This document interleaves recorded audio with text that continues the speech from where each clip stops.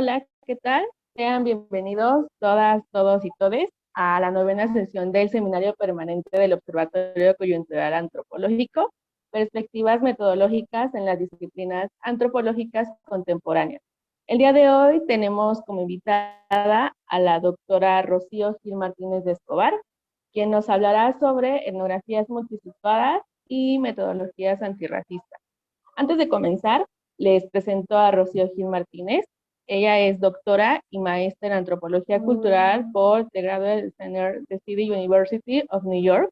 Es licenciada en antropología social, además de profesora e investigadora del Departamento de Antropología de la Universidad Autónoma Metropolitana, Unidad Iztapalapa. Es miembro del Sistema Nacional de Investigadores nivel candidata, miembro de Afroindoamericana y Red Global Antirracista. Sus principales líneas de investigación son fronteras, migración México-Estados Unidos, transnacionalismo, racialización, racismo, indigeneidad y diáspora africana desde perspectivas etnográficas e históricas.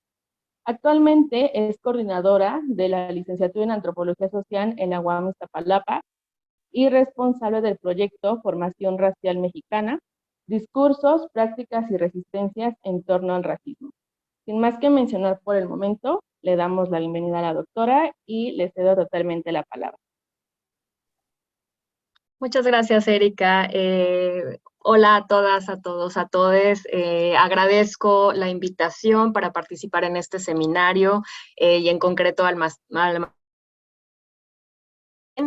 y bueno, pues lo que me pidieron era que les contara un poco acerca de perspectivas metodológicas que seguimos desde la antropología social en específico.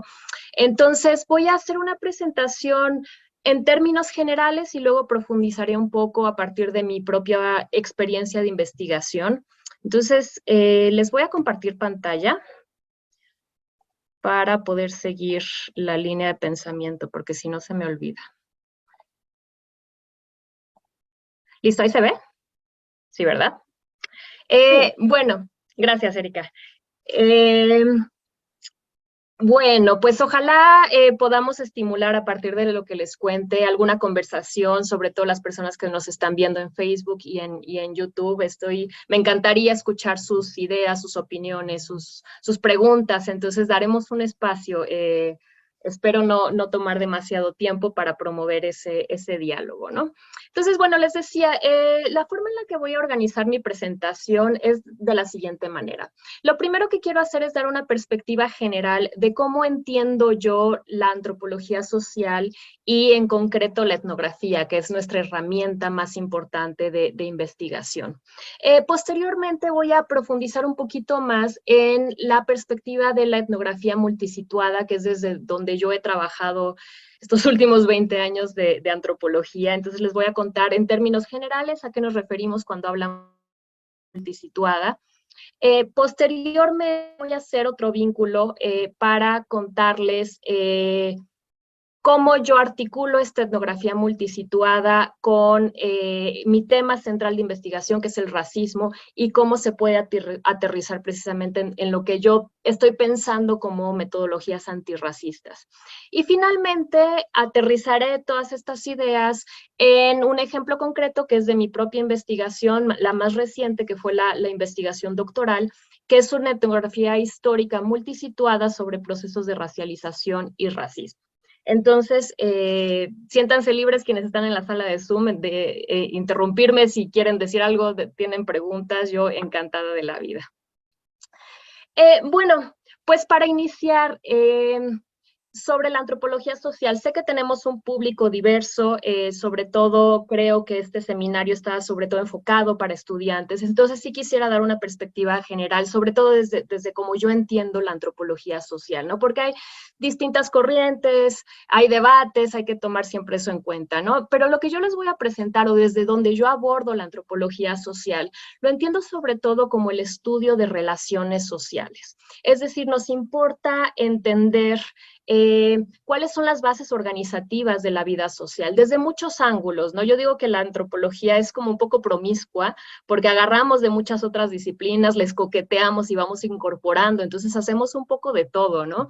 Entonces, ¿a qué me refiero con esa promiscuidad de la antropología, ¿no? Que entendemos las relaciones sociales a partir, por ejemplo, de relaciones de poder, estructuras políticas, relaciones económicas, religiosas, y un sinfín de ángulos y directrices. El punto es que elegimos una de estas temáticas, nos enfocamos en su estudio y a partir de eso tratamos de comprender ciertos fenómenos sociales. Entonces, en realidad, si lo pongo en palabras simples, como yo he ejercido la antropología desde hace ya muchos años, yo en realidad lo entiendo como un lente para observar y hacer preguntas sobre nuestra realidad social. Y ahorita voy a regresar a esto porque me parece fundamental. Creo que cuando por lo menos yo ejerzo la docencia, lo que trato de transmitir a mis estudiantes es eso, ¿no? Que la antropología, más allá de una disciplina, más allá de todas las corrientes teóricas, lo que nos permite es sensibilizarnos y desarrollar un lente para entender y preguntar ciertas cosas sobre la realidad, ¿no? Entonces, para mí es eso, una forma de observar el mundo. Anteriormente, desde sus inicios en la antropología muy clásica, se pensaba que la antropología social estudiaba lo que pongo aquí como las mal llamadas sociedades primitivas, ¿no? En el sentido que se tenía una perspectiva pues un tanto evolucionista y se pensaba que había que estudiar como esas conexiones, los eslabones entre el pasado y el presente, y había una noción muy fuerte de que solamente estudiábamos la alteridad, ¿no? Hoy en día estamos en otro momento de la antropología mucho más interesante, me parece, mucho menos problemático, en donde también estamos poniendo atención a fenómenos contemporáneos, ¿no? Entonces, ¿a qué me refiero con fenómenos contemporáneos? A que ya no estamos nada más recurriendo a esa concepción del otro como diferente, sino también estamos estudiándonos a nosotros mismos en nuestras sociedades, en nuestros entornos. Entonces pongo aquí varios ejemplos de cosas muy importantes, relevantes e interesantes que se están haciendo desde la antropología. Por ejemplo, temáticas como las desapariciones forzadas. Tenemos mucha gente trabajando de cara a derechos humanos, reparaciones, etcétera, ¿no? El tema de las migraciones, que ha sido uno de mis temas de interés, migraciones forzadas, desplazamientos forzados, migraciones económicas, inducidas desde perspectivas históricas, etcétera. Mucho más recientemente se ha empezado a abordar el tema del uso de tecnologías y redes sociales. Tenemos gente trabajando, por ejemplo, con aplicaciones de ligue, ¿no? Y cómo utilizan las y los usuarios esas aplicaciones de ligue, etcétera. Entonces, también cómo se incorporan en sociedades concebidas como indígenas o como tradicionales, cómo se están apropiando de las nuevas tecnologías también para darle la vuelta a esa noción de lo primitivo y resistir y mostrar su agencia, ¿no? Temas de racismo, que es parte de lo que yo también trabajo, que ahorita profundizaré un poquito más en eso. Estudios urbanos, tenemos mucha gente especializada, ¿no? en entender la ciudad propiamente, el habitar, la economía informal, etcétera. Temas como soberanía alimentaria, los movimientos, por ejemplo, producción y agencia a través de esta soberanía y seguridad alimentaria, etcétera. Entonces, el punto aquí es que la antropología social ha crecido y creo yo que esa promiscuidad de la que les hablaba hace rato también ha crecido, y entonces hacemos de todo un poco, tomamos mucho de otras disciplinas y tratamos de comprender realidades contemporáneas, que ya no están el otro, sino cómo hay una articulación entre sociedades, y por eso el énfasis, creo yo, en relaciones sociales. Entonces, bueno, en términos generales, en eso nos enfocamos desde la antropología social.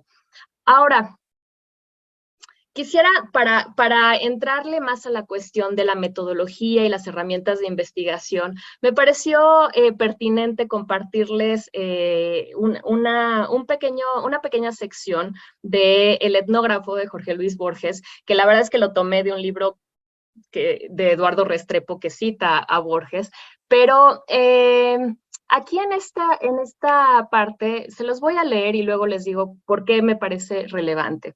En esta parte del etnógrafo, Borges dice: En la ciudad sintió la nostalgia de aquellas tardes iniciales de la pradera en que había sentido hace tiempo la nostalgia de la ciudad.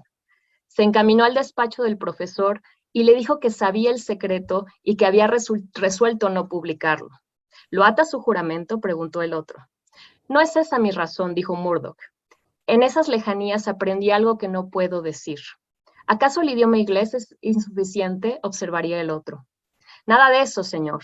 Ahora que poseo el secreto, podría enunciarlo de 100 modos distintos y aún contradictorios. No sé muy bien cómo decirle que el secreto es precioso y que ahora la ciencia, nuestra ciencia, me parece una mera frivolidad. Agregó al cabo de una pausa. El secreto, por lo demás, no vale lo que valen los caminos que me condujeron a él. Esos caminos hay que andarlos. Me parece interesante esta idea de Borges, porque muchas veces cuando estoy dando clases, hay mucha ansiedad entre las y los estudiantes porque están buscando el manual de cómo hacer la antropología, el manual de cómo hacer trabajo de campo. Y muchas veces la respuesta es, no hay manuales, lo que tenemos son muchas experiencias que se comparten, muchas conclusiones que derivan de las investigaciones, ¿no? Porque en realidad la etnografía, nos dice Restrepo, es un oficio que se aprende desde la práctica. No hay forma realmente de imaginar cómo hacer antropología y etnografía en concreto si no pasamos por ello. Entonces, ¿de qué se trata nuestra práctica metodológica, nuestros diseños de investigación? Muchas veces se trata de formar esa sensibilidad de la que yo hablaba, ¿no? Ese lente antropológico que nos dé la perspectiva para entender una realidad social. Y entonces, ¿qué pasa? Que muchas de las respuestas cuando las y los estudiantes nos preguntan, bueno, ¿cuál es el manual? ¿Cómo le hago? ¿No? El 1, 2, 3 para hacer buen trabajo de campo.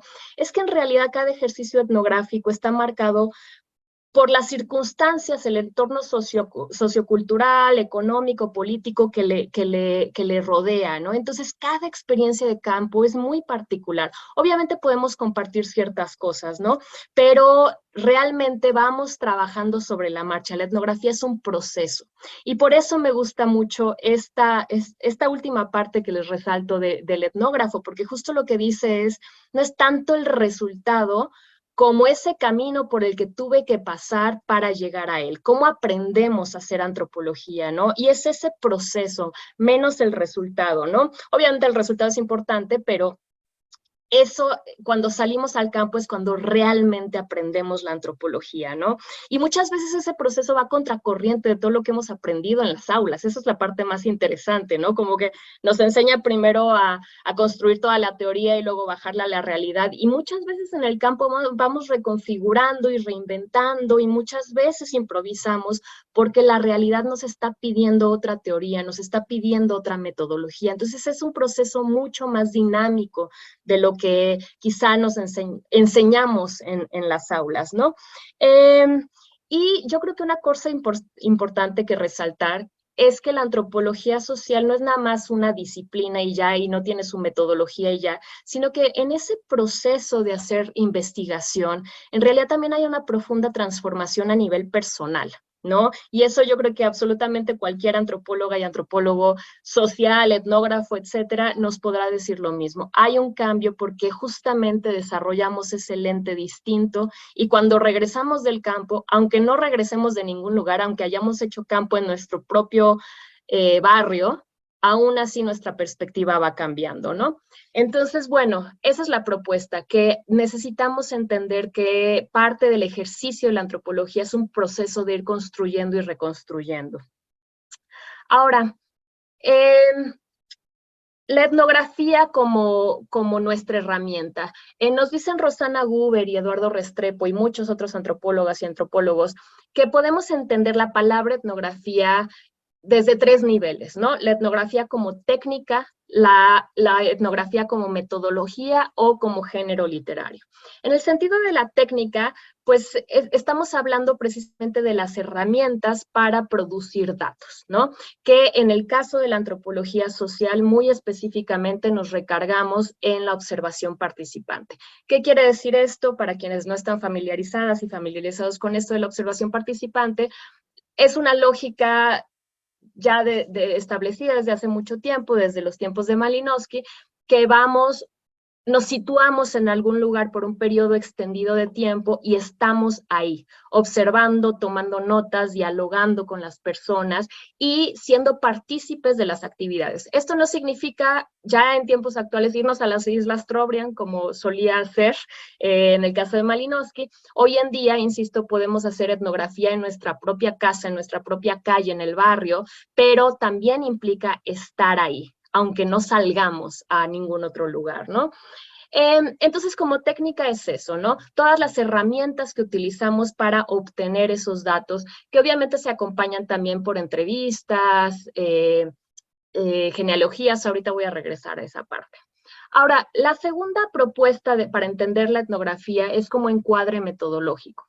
¿Y eso qué quiere decir? Es ya levantarlo un poco más a nivel teórico y pensar cómo diseñamos nuestra investigación, sobre todo cuál es la pregunta que va a guiar esa investigación. Y esto es fundamental porque las herramientas derivan de esas preguntas, derivan de ese diseño, qué queremos saber y cómo lo vamos a llevar a cabo. Y una parte muy importante de este encuadre metodológico es lo que viene desde el feminismo, que es el conocimiento situado, ¿no? Quiénes somos, desde dónde estamos hablando y cómo a partir de esa posicionalidad estamos produciendo ciertas preguntas y observando la realidad de una manera distinta. No es lo mismo que una persona que se autorreconozca como mujer salga al campo a que lo haga una persona que se autorreconozca como hombre. ¿Por qué? Porque las preguntas son distintas, la experiencia que informa esas preguntas son distintas, ¿no? Entonces, ese encuadre metodológico también deriva de esa experiencia muy personal que se ancla y se articula con procesos más amplios, que en este caso tienen que ver con la con la teoría y la realidad social con la que estamos trabajando.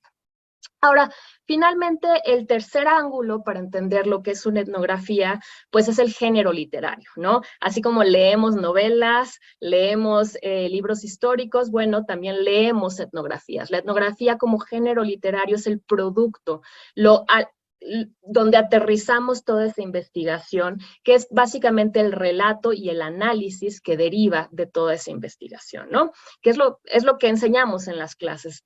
Entonces, bueno, en esta presentación me voy a enfocar sobre todo en las técnicas y en el encuadre metodológico. La parte del género literario la voy a dejar un poco afuera porque lo que nos interesa, creo yo, en este seminario es entender cómo se lleva a cabo esa investigación.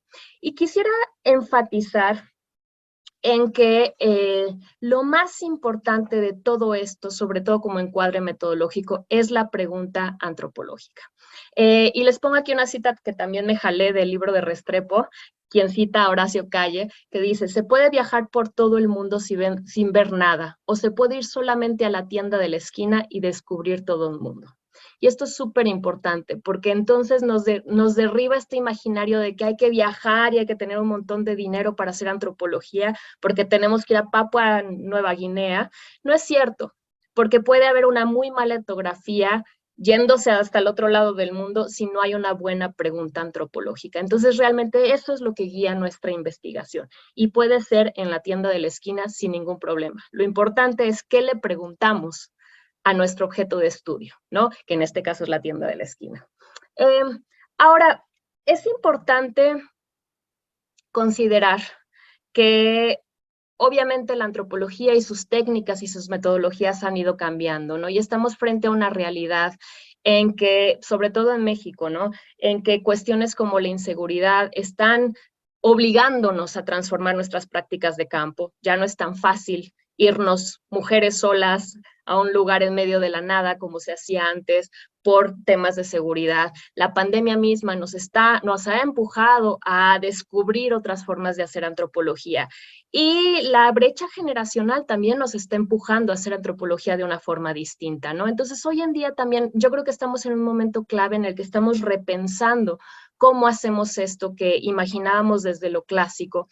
Pero creo que lo importante es, aunque desarrollemos nuevas estrategias como la antropología, la etnografía digital, que ahorita pasó a esto, creo que al final del día el centro de nuestra práctica siempre se queda en lo mismo, que es estar ahí. estar ahí como sea, a lo mejor estamos ahí haciendo investigación en Facebook, pero implica estar ahí, implica constantemente dialogar, participar, entender, ¿no? Ese es el centro de nuestra investigación y de nuestra práctica, por supuesto. Los chismosos somos de las disciplinas. Entonces, bueno, haciendo una revisión muy general de las herramientas más precisas, más específicas a las que recurrimos desde la antropología social, pues está el trabajo de campo, ¿no? Situarnos en algún espacio, aunque no sea fuera de casa, puede ser un espacio virtual y a partir de eso generar preguntas, hacer análisis, etcétera. Les decía, como herramientas, pues está la observación participante. Recurrimos muchísimo, es la cosa más fundamental, pues al diario de campo, obviamente. El diario de campo, para quienes no estén familiarizadas y familiarizados con él, es un registro que vamos llevando desde la antropología, en donde vamos registrando a quién conocimos, qué tipo de observaciones hicimos, por ejemplo, en términos de interacciones que nos permitan ir respondiendo a nuestra pregunta antropológica, ¿no? No voy a profundizar mucho en este tema, pero bueno, todo lo vamos registrando de manera que nos permita sistematizar posteriormente, identificar ciertas temáticas y entonces a partir de eso desarrollar nuestros análisis. Recurrimos también a herramientas precisamente de otras disciplinas como las entrevistas estructuradas y semiestructuradas. Hacemos muchas historias de vida y trayectorias vitales, es decir, muchas veces la entrevista consiste en realidad tener varias sesiones con una sola persona para que nos vaya contando momentos relevantes de su historia que nos permitan anclar esa experiencia situada con contextos socioestructurales más amplios, ¿no? Por ejemplo, a partir de la historia de vida de Tasso, como hizo Sidney Mintz para el caso de Puerto Rico, él hace la historia de vida de un campesino y a partir de eso nos hace un análisis muy fino y procesos globales, ¿no? Entonces, a partir de lo particular podemos entender procesos más amplios. Y trayectorias vitales, por ejemplo, cuando tengo un estudiante que está interesado en temas de salud, concretamente en personas que viven con VIH, y entonces una herramienta muy, muy exquisita es no hacer toda la historia de vida, porque no le interesan todos los elementos de la vida de la persona, pero sí las trayectorias de salud, en qué hospitales ha parado la persona, qué enfermedades ha desarrollado, cómo ha vivido la enfermedad, ¿no? Entonces son historias de vida o trayectorias de vida mucho más enfocadas a ciertas temáticas. Desde la antropología social recurrimos mucho a las genealogías, no nada más para entender las relaciones de parentesco, sino aterrizándolo en procesos más complejos. Por ejemplo, en mi caso, mi trabajo de licenciatura lo aterricé en procesos migratorios, estaba estudiando las comunidades transnacionales mixtecas entre Oaxaca y California y Oregon, y las genealogías me permitieron a mí hacer una relación histórica de cuál es la movilidad familiar, cómo se van reacomodando las casas a partir de relaciones económicas, a partir de nuevas relaciones de parentesco, quién vive dónde. Las genealogías nos permiten generar modelos para visualizar de una mejor manera cómo se van configurando y reconfigurando las familias, ¿no? En concreto, entonces es algo muy, muy útil. Trabajamos también con grupos focales en donde la persona que está haciendo la investigación genera preguntas, abre el espacio para que distintas personas interactúen y dialoguen y de alguna manera a partir de ese diálogo se llega a ciertas conclusiones. No es lo mismo una entrevista uno a uno a ese diálogo grupal. Es muy interesante ver cómo la gente se ve influyendo y va cambiando la perspectiva a través de ciertos debates y discusiones, ¿no? Y les decía, bueno, nos hemos visto obligadas y obligados a transitar también a la etnografía digital. Les comentaba, hay gente trabajando concretamente con el tema del uso de aplicaciones para encontrar pareja, pero hay muchas otras formas, ¿no? En donde se estudia la vida online, offline y cómo se va articulando. Hay gente estudiando, por ejemplo, ahorita mismo uno de mis estudiantes está haciendo una tesis sobre racismo y representación en los videojuegos, en la comunidad de gamers, y entonces justamente está viendo esas interacciones muy interesantes y su campo es eso, sentarse en la computadora a jugar, ¿no? Es estar ahí y dialogar con las personas que juegan, etcétera. Incorporamos también muchas y muchos de nosotros la investigación de archivo, ¿no? Insisto, somos promiscuos, agarramos de la historia. Para mí ha sido muy útil porque trabajo mucho desde la historia, entonces los archivos me permiten ir entendiendo cómo el pasado juega un papel importante en el presente y cómo la gente está reconstruyendo ese pasado para ciertos fines políticos y de resistencia, ¿no? Entonces los documentos son muy importantes en nuestra investigación y bueno, la historia oral, ¿no? La historia no escrita que se narra, que se va pasando de generación en generación y a la que muchas veces no le ponemos atención desde la antropología social porque decimos, ay, no, eso es etnohistoria. Bueno, la frontera no está tan clara, ¿no? Creo yo que ya estamos mucho más en diálogo y desde la antropología social se está recurriendo mucho más a este tipo de herramientas. Ahora bien, ¿por qué me interesa a mí hablar de la... Ay, espérenme porque... Ahí está. De la etnografía multisituada. ¿Y a qué nos referimos cuando hablamos de la etnografía multisituada? Esta es una idea que sobre todo promovió George Marcus a principios de la década del 2000, en donde él lo que nos proponía era preguntarnos cómo los fenómenos y las realidades particulares se articulan con procesos sociales más amplios. Y bueno, esto ya nos los dijo Eric Wolf desde los años 80, ¿no? En realidad es como una forma de reconfigurarlo y aterrizarlo en la práctica etnográfica concreta, ¿no? Entonces, ¿de qué se trata la etnografía multisituada? Nos dice Marcus, se trata de seguir empíricamente el hilo conductor de procesos culturales. Por ejemplo, poner atención a las conexiones, a las asociaciones, a las relaciones, es decir, entender la realidad social no nada más desde lo local, sino en sus distintas escalas y cómo se van articulando de forma compleja. O sea, deshacernos de esta discusión que hubo muy fuerte en los años 90, ¿no? De lo global frente a lo global, sino realmente entender cómo algo que pudiera ser muy chiquito, muy local, tiene repercusiones mucho más amplias y se articulan y tiene explicaciones más grandes que eso, que lo local, ¿no?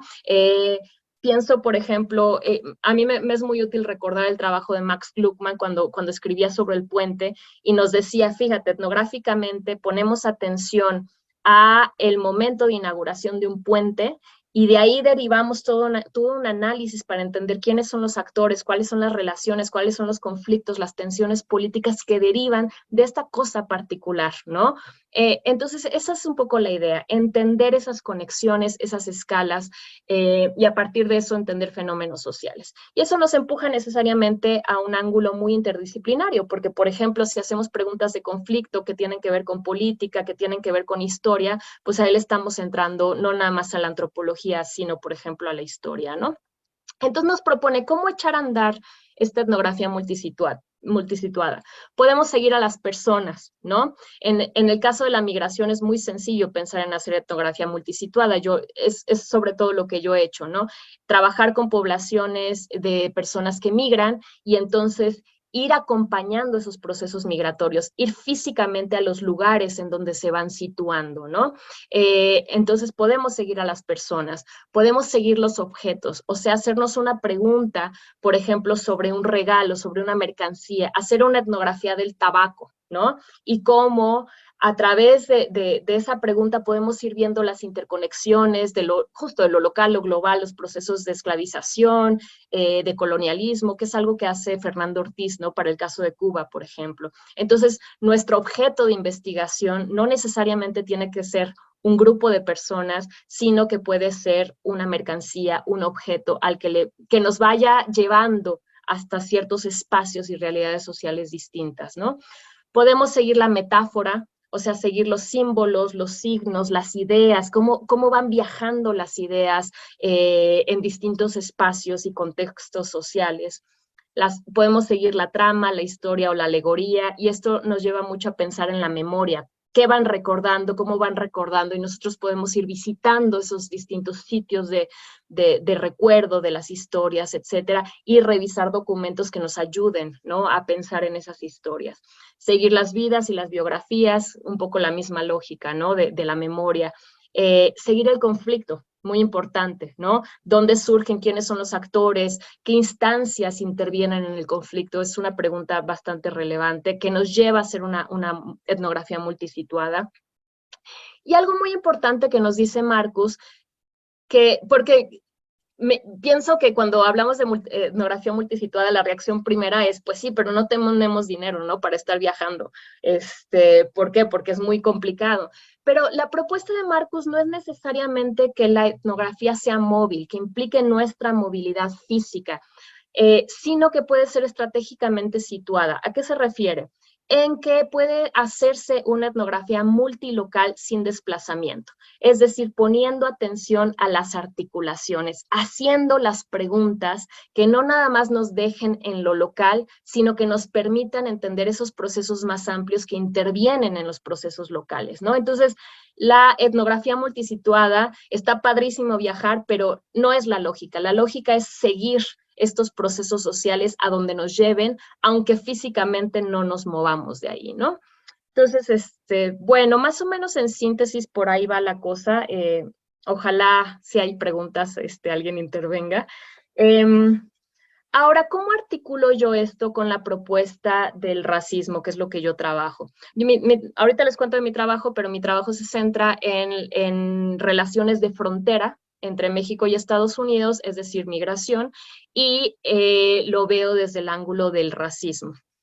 Entonces, bueno, antes de decirles cómo lo vinculo yo, me parece que hay una discusión previa que nos lleva a pensar en cómo podemos hacer metodologías antirracistas. Y me gusta mucho estas imágenes que pone Eduardo Restrepo en uno de sus artículos, en donde habla del etnógrafo asaltante y de la investigación extractivista. Y bueno, es como muy transparente en ese dibujo, ¿no? O sea, la cámara así enorme enfrente de la persona que va a ser estudiada, que además aquí se dibuja con esta noción que teníamos de lo primitivo, lo salvaje, todas estas cosas terribles que se hacían antes en la antropología. Y también habla Eduardo Restrepo del riesgo del etnógrafo indiferente, y él dice el conocimiento florero. El etnógrafo está ahí en su cúpula de vidrio, está con el micrófono y está frente a una persona que está sufriendo y no hace nada al respecto. Entonces, me parece importante que para ir pensando en la práctica antropológica, no nada más desde la etnografía multisituada, sino también desde la etnografía antirracista, es eso, que no podemos ser ni etnógrafos asaltantes ni etnógrafos indiferentes, ¿no? Necesitamos encontrar un punto medio en el que podamos colaborar con las personas con las que estamos trabajando. No son informantes, son interlocutores, son personas con quienes dialogamos, ¿no? Y tampoco podemos caer en un relativismo extremo en el que digamos, ay, pues ya es cultural y por eso dejamos que pasen las cosas, ¿no? Hay derechos humanos, entonces también es ese otro extremo de no hacer nada, nos dice Restrepo, es bien problemático, ¿no? Y ahí es donde entran cuestiones éticas que me parecen súper relevantes para pensar desde el racismo y el antirracismo. Nos dice Susana Narodsky, la neutralidad y el extremo relativismo pueden ir a contracorriente con la ética, ¿no? Es precisa, a veces pensamos que es antiético intervenir, yo digo con Narodsky, puede ser antiético ser etnógrafos floreros, ¿no? Y la otra cosa que nos recuerda Narodsky, que me parece central para el tema del racismo, es que no es lo mismo estudiar al otro, como nos han enseñado históricamente en la antropología social, a estudiar problemáticas sociales. Yo voy por lo segundo.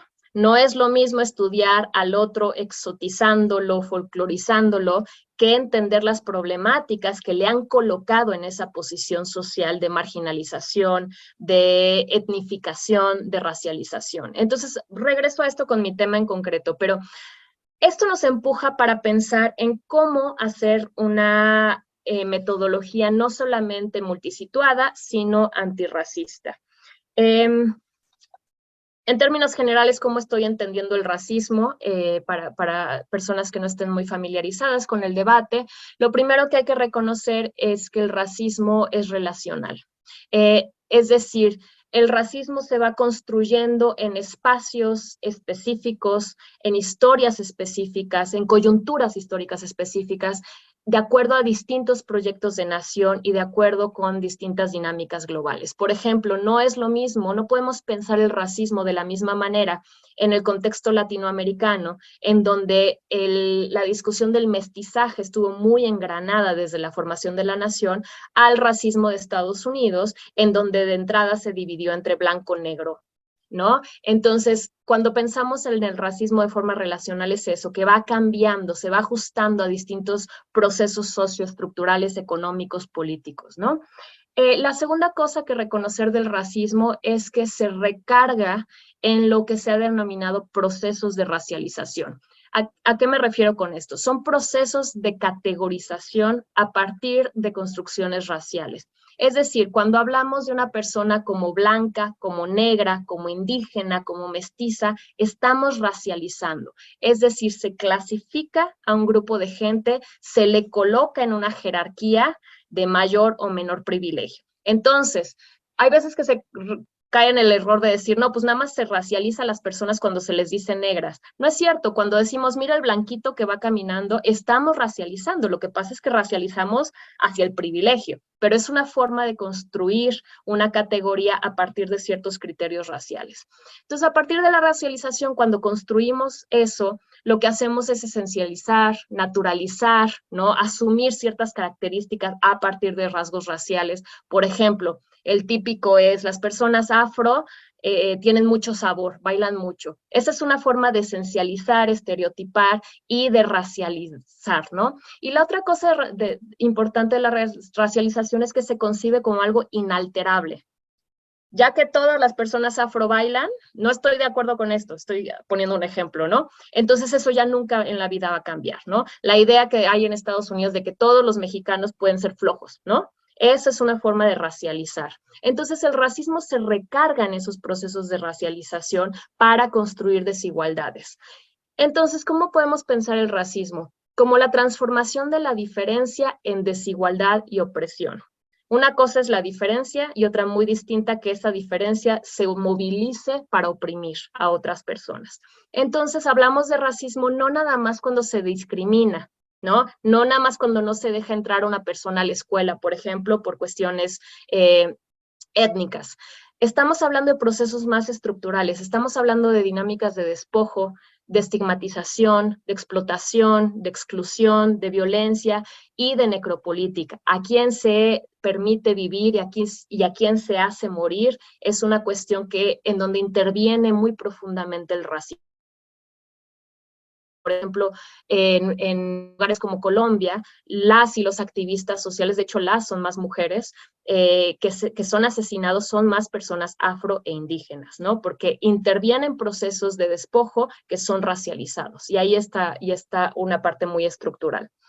El racismo también depende de una relación de coerción y consentimiento. No nada más se trata, por ejemplo, de un crimen de odio, sino que se va construyendo un proceso hegemónico que nos hace en México decir, me voy a casar para mejorar la raza, por ejemplo. Tenemos frases en el lenguaje súper naturalizadas, ¿no? El negrito en el arroz, cosas que si nos ponemos a rascarle, son bien problemáticas, ¿no? Y nos habla también de esos procesos de construcción hegemónica que hemos internalizado. Entonces hay cierto consentimiento en el proceso, ¿no? Y la otra cosa muy importante es que para pensar en el racismo hay que abordarlo desde la interseccionalidad, ¿no? Estamos hablando no nada más de procesos biológicos, sino también culturales, ¿no? Que interactúan, intervienen, ¿no? Sabemos que la raza es una construcción social, yo diría es una relación de poder, en donde se utilizan características fenotípicas sobre todo, pero también culturales, ¿no? Entonces ahí intervienen esas dos cosas. Interseccional también en términos obviamente de género, clase, discapacidad, sexualidad. En México, cómo se vive el racismo, no es nada más una cuestión de pigmentación, sino es una cuestión de clase, ¿no? Está profundamente articulado. Y obviamente estos procesos pues se anclan con dinámicas mucho más amplias como el capitalismo, el patriarcado, el Estado-nación, ¿no? Entonces, bueno, esto más o menos presenta globalmente cómo estoy entendiendo el racismo. No sé cómo voy de tiempo, Erika, entonces si necesito parar me dices, por favor, porque no leo el chat. Bueno, ahora, una cosa importante ya para llevarlo a la metodología de nuevo. Mónica Moreno y Peter Wade acaban de sacar un libro súper interesante en donde nos proponen pensar en las gramáticas alternativas del antirracismo. Y esto creo que es importante porque nos permite precisamente pensar el racismo de una forma mucho más amplia, no nada más como una relación interpersonal, sino atendiendo esos procesos estructurales. Y una de las cosas que ellos denominan como las gramáticas alternativas del antirracismo es que dicen, bueno, hay acciones y discursos en los que el racismo no es explícito, pero tampoco está ausente, ¿no? Lo que pasa es que tiene efectos racistas y antirracistas, ¿no? Y lo que hacen son desafiar la distribución racializada del poder y el valor material y simbólico. Y les pongo aquí un ejemplo muy transparente, creo yo, que es una marcha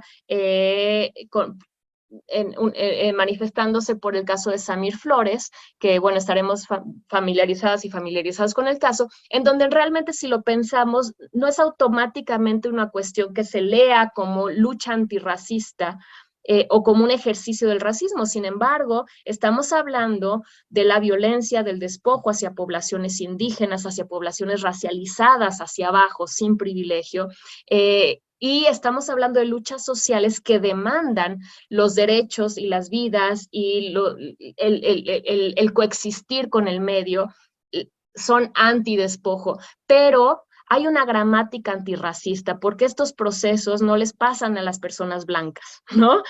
No les pasa a las personas no indígenas, no afrodescendientes. Entonces es muy importante entender esas gramáticas alternativas del antirracismo, porque aunque la movilización social no sea directamente antirracista, tiene efectos antirracistas. Eso nos permite ver de una forma mucho más amplia y preguntarnos, ok, ¿cómo llevo esta discusión abstracta del racismo a la realidad concreta y sobre todo a la práctica antropológica, ¿no? Entonces, ¿cómo pensar en la articulación de esta discusión sobre el racismo y cómo pensar en metodologías antirracistas? Pues como en la etnografía, ¿no? No hay manuales, pero yo aquí quisiera sugerir algunos punteos que he aprendido de mi propio trabajo de campo, ¿no? Quizá el primero es nombrar el racismo. Parece tonto, pero en una sociedad como la mexicana hemos vivido históricamente con el discurso del mestizaje. Todos somos iguales, todos somos mestizos, aquí no hay racismo. Es muy reciente que hemos empezado a abrir la conversación y nos falta muchísimo. Esto es lo que se ha denominado el racismo sin razas, ¿no? Desde la formación de la nación mexicana se estableció como una nación igualitaria, de inclusión, por lo tanto se eliminaron todas las categorías raciales en el papel. Sobre la práctica, lo que hemos visto es que el racismo persiste, ¿no? Independientemente de si nombramos o no las razas. Entonces, el paso número 1 es reconocer que vivimos en una sociedad en donde hay racismo y hay que nombrarlo y hay que identificarlo. Esto lo tenemos que llevar a nuestra práctica antropológica, ¿no? Creo yo que no podemos estar en un contexto etnográfico en donde no haya racismo. Hay que aprender a identificarlo. Y otra cosa muy importante es que no es nada más nombrarlo, sino considerar o tomar en cuenta que muchas veces cuando sí se reconoce el racismo, se reconoce como individual. Ahí esta persona es una mala persona, es racista, es como el frijolito negro del arroz, ¿no? Jugando con nuestro propio lenguaje problemático.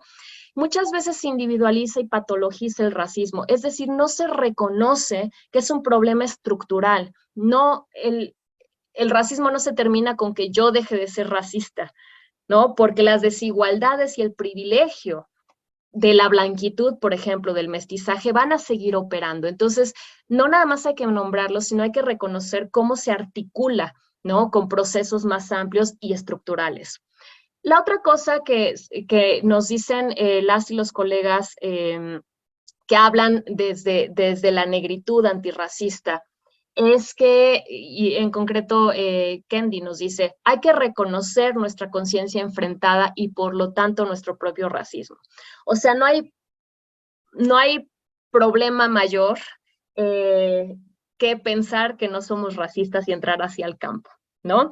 Necesitamos pensar que el antirracismo es un proceso para el que se está trabajando constantemente y que tenemos que constantemente desnaturalizar, porque tenemos todavía engranados en nuestro lenguaje, encarnados en nuestro cuerpo, reacciones, lenguaje, que muy en lo consciente podemos decir, no, yo no soy racista, pero sobre la marcha nos descubrimos repitiendo esas frases problemáticas, por ejemplo, ¿no? Entonces, parte del antirracismo es constantemente ir deconstruyendo esas naturalizaciones, ¿no?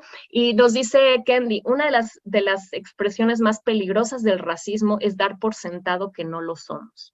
No solo hay que nombrar, hay que reconocer nuestro propio racismo y hay que reconocer cómo nos privilegiamos de esas estructuras en donde se distribuye el poder en términos raciales. Ahora, ya aterrizando mucho más en nuestra práctica antropológica, ha habido muchos debates sobre, por ejemplo, el origen colonial de la antropología, cómo la antropología se desarrolla para dominar, entender primero y luego dominar a esto que consideramos la alteridad y el otro, ¿no? Y todo esto nos habla no nada más de procesos coloniales, sino muy particularmente de lo que se ha denominado el racismo epistémico, ¿no? Y una de las vertientes de ese racismo epistémico es que nos sugiere que las epistemologías y ontologías no occidentales no valen, no cuentan, no son importantes. Solo el conocimiento producido, ¿no? Desde el occidente es el que cuenta. Y si acaso, por ejemplo, en la antropología muchas veces sí se ha retomado ese conocimiento no occidental, pero muchas veces se toma como un dato curioso, ¿no? Como un estudio antropológico, y muchas veces terminamos folclorizando esos conocimientos, ¿no? Nuevamente reproduciendo la idea de que estamos con un otro. Y entonces, bueno, eso finalmente la pregunta no es cómo piensa el otro, sino cómo podemos nosotros aprender de esos conocimientos con los que no estamos familiarizados y cómo desde ahí se puede teorizar también, aunque no sea desde la palabra escrita, aunque no sea desde la herencia, ¿no? de las humanidades y de las ciencias. Entonces, es muy importante para deconstruir ese racismo epistémico, descentrar la producción del conocimiento e ir desmantelando ese asumido universalismo, ¿no? de las categorías. Una cosa muy concreta para nuestra práctica antropológica, ya para el género literario cuando escribimos, es pensar en nuestra política de citas, ¿no? Yo sí muy conscientemente, por ejemplo, cuando doy clases, me fijo a cuántos hombres estoy poniendo, a cuántas mujeres estoy poniendo, a cuántas personas indígenas estoy poniendo, que se autorreconocen como indígenas. Creo que hay que poner atención en eso, a quién leemos, a quién citamos, a quién le damos valor, ¿no? Y si hay procesos de apropiación. Reconocer que se puede teorizar también desde la oralidad y desde ámbitos no institucionales, ¿no? Como lo decía hace rato. Y una cosa muy importante que apela mucho a la producción del conocimiento del feminismo antirracista es que hay que distanciarnos de la búsqueda de la objetividad y la neutralidad y pensar desde los lugares de enunciación, ¿no? Que eso ya lo dije hace rato, pero lo refuerza mucho este acercamiento. Reconocer desde dónde hablamos, reconocer nuestros propios privilegios y a partir de ello dialogar, ¿no? Otra idea es el autonombramiento, ¿no? Reconocer cómo la gente con la que estamos trabajando se autonombra y no imponer categorías desde fuera, sino entrar en diálogo con ellas y respetarlas, ¿no? Que esto lo sabemos siempre en la antropología, pero sobre todo si queremos pensar desde el antirracismo, esto es fundamental, porque las categorizaciones son formas de racialización muchas veces que ejercen violencia, ¿no? Y una cosa muy importante, sobre todo, que deriva de los debates en torno a las poblaciones afrodescendientes, es que es muy urgente que nos alejemos de la victimización. ¿Qué pasa cuando trabajamos con poblaciones afro? Que muchas veces el énfasis está sobrepuesto en procesos de esclavización. Es muy importante, pero también es muy importante reconocer que en esos procesos de violencia, de despojo, de desplazamiento, ha habido siempre resistencias, ha habido siempre resiliencias y ha habido lo que Amarela Varela llama las prácticas de vida, ¿no? Ella para el caso de los migrantes. Entonces, reconocer sí las violencias, hay que denunciarlas, pero alejándonos de esos procesos de victimización que les construyen como pasivos, ¿no? Hay que reconocer también dentro de esos procesos qué es lo que ha hecho la gente, ¿no? Sobre todo, por ejemplo, en términos de la esclavización, se invisibiliza mucho el papel de las mujeres en procesos de revolución, de resistencia, se invisibiliza el papel de las mujeres, y cuando trabajamos con poblaciones afro, vamos descubriendo cosas súper potentes, por ejemplo, como el uso del trenzado del cabello para mandarse mensajes. Eso no es evidentemente algo como revolucionario si se piensa muy por encima, pero si lo analizamos nos habla de esas prácticas de vida precisamente, ¿no? De cómo la gente va resistiendo, va luchando y no nada más sobre la violencia. Y otra cosa muy importante que yo quisiera sugerir, insisto, ahorita lo aterrizo con un caso concreto, ¿no? Pero no solamente necesitamos entender la marginalización, el racismo desde abajo, sino necesitamos observar y entender el poder. ¿Qué significa esto para el análisis antirracista? Necesitamos entender la blanquitud. ¿Qué significa la blanquitud? Es muy importante, muchas veces se le piensa como homogénea, ¿no? No, hay grados, hay distintas formas de articular la blanquitud, el mestizaje.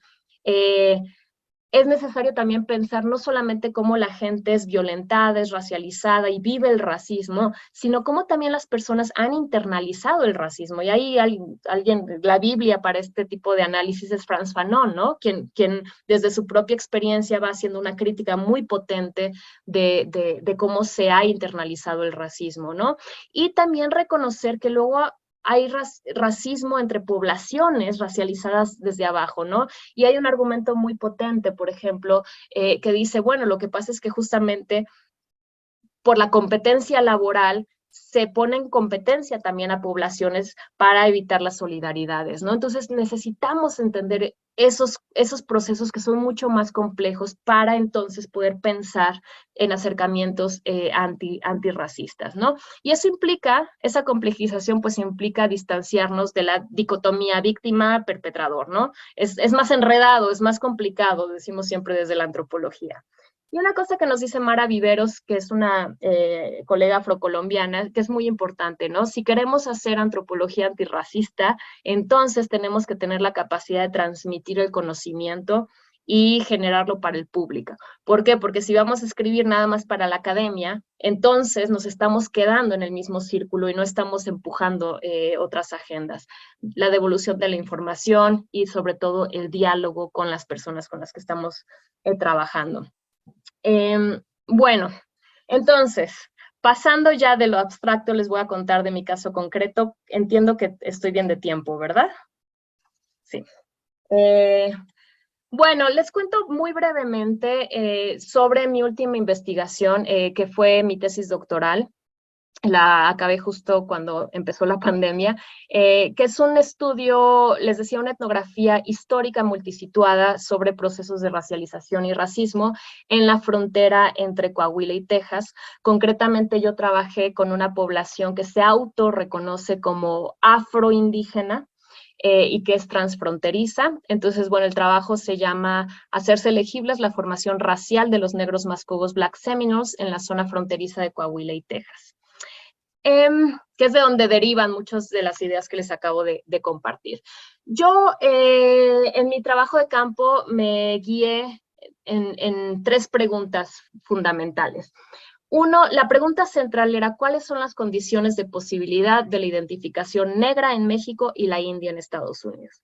¿Esto por qué? Porque en visitas previas en mi trabajo de campo lo que yo encontraba era que cuando estaba del lado de Coahuila, la gente tenía un autorreconocimiento muy potente como negra. Y utilizo el término negro en particular porque la mayoría de la gente es lo que usa.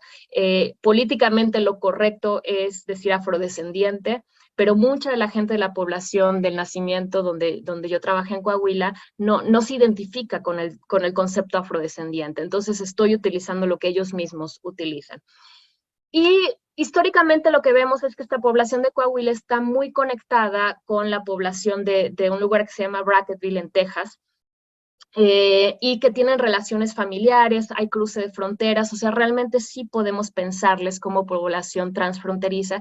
Sin embargo, del lado tejano, del lado de Estados Unidos, yo encontraba que la gente no se reconocía tanto como negra, incluso negaban la negritud y se autoidentificaban sobre todo como india. Y nuevamente, utilizo india y no indígena porque es lo que ellos están utilizando allá en Estados Unidos, que tiene que ver con articulaciones en términos del reconocimiento en Estados Unidos como poblaciones nativoamericanas.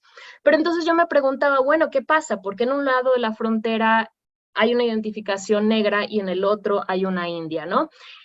Me preguntaba también, bueno, en este proceso, de estos procesos complejos de identificación, ¿qué papel juega la frontera, no? Dado que hay dos estados-nación con sus proyectos raciales específicos determinando, ¿no?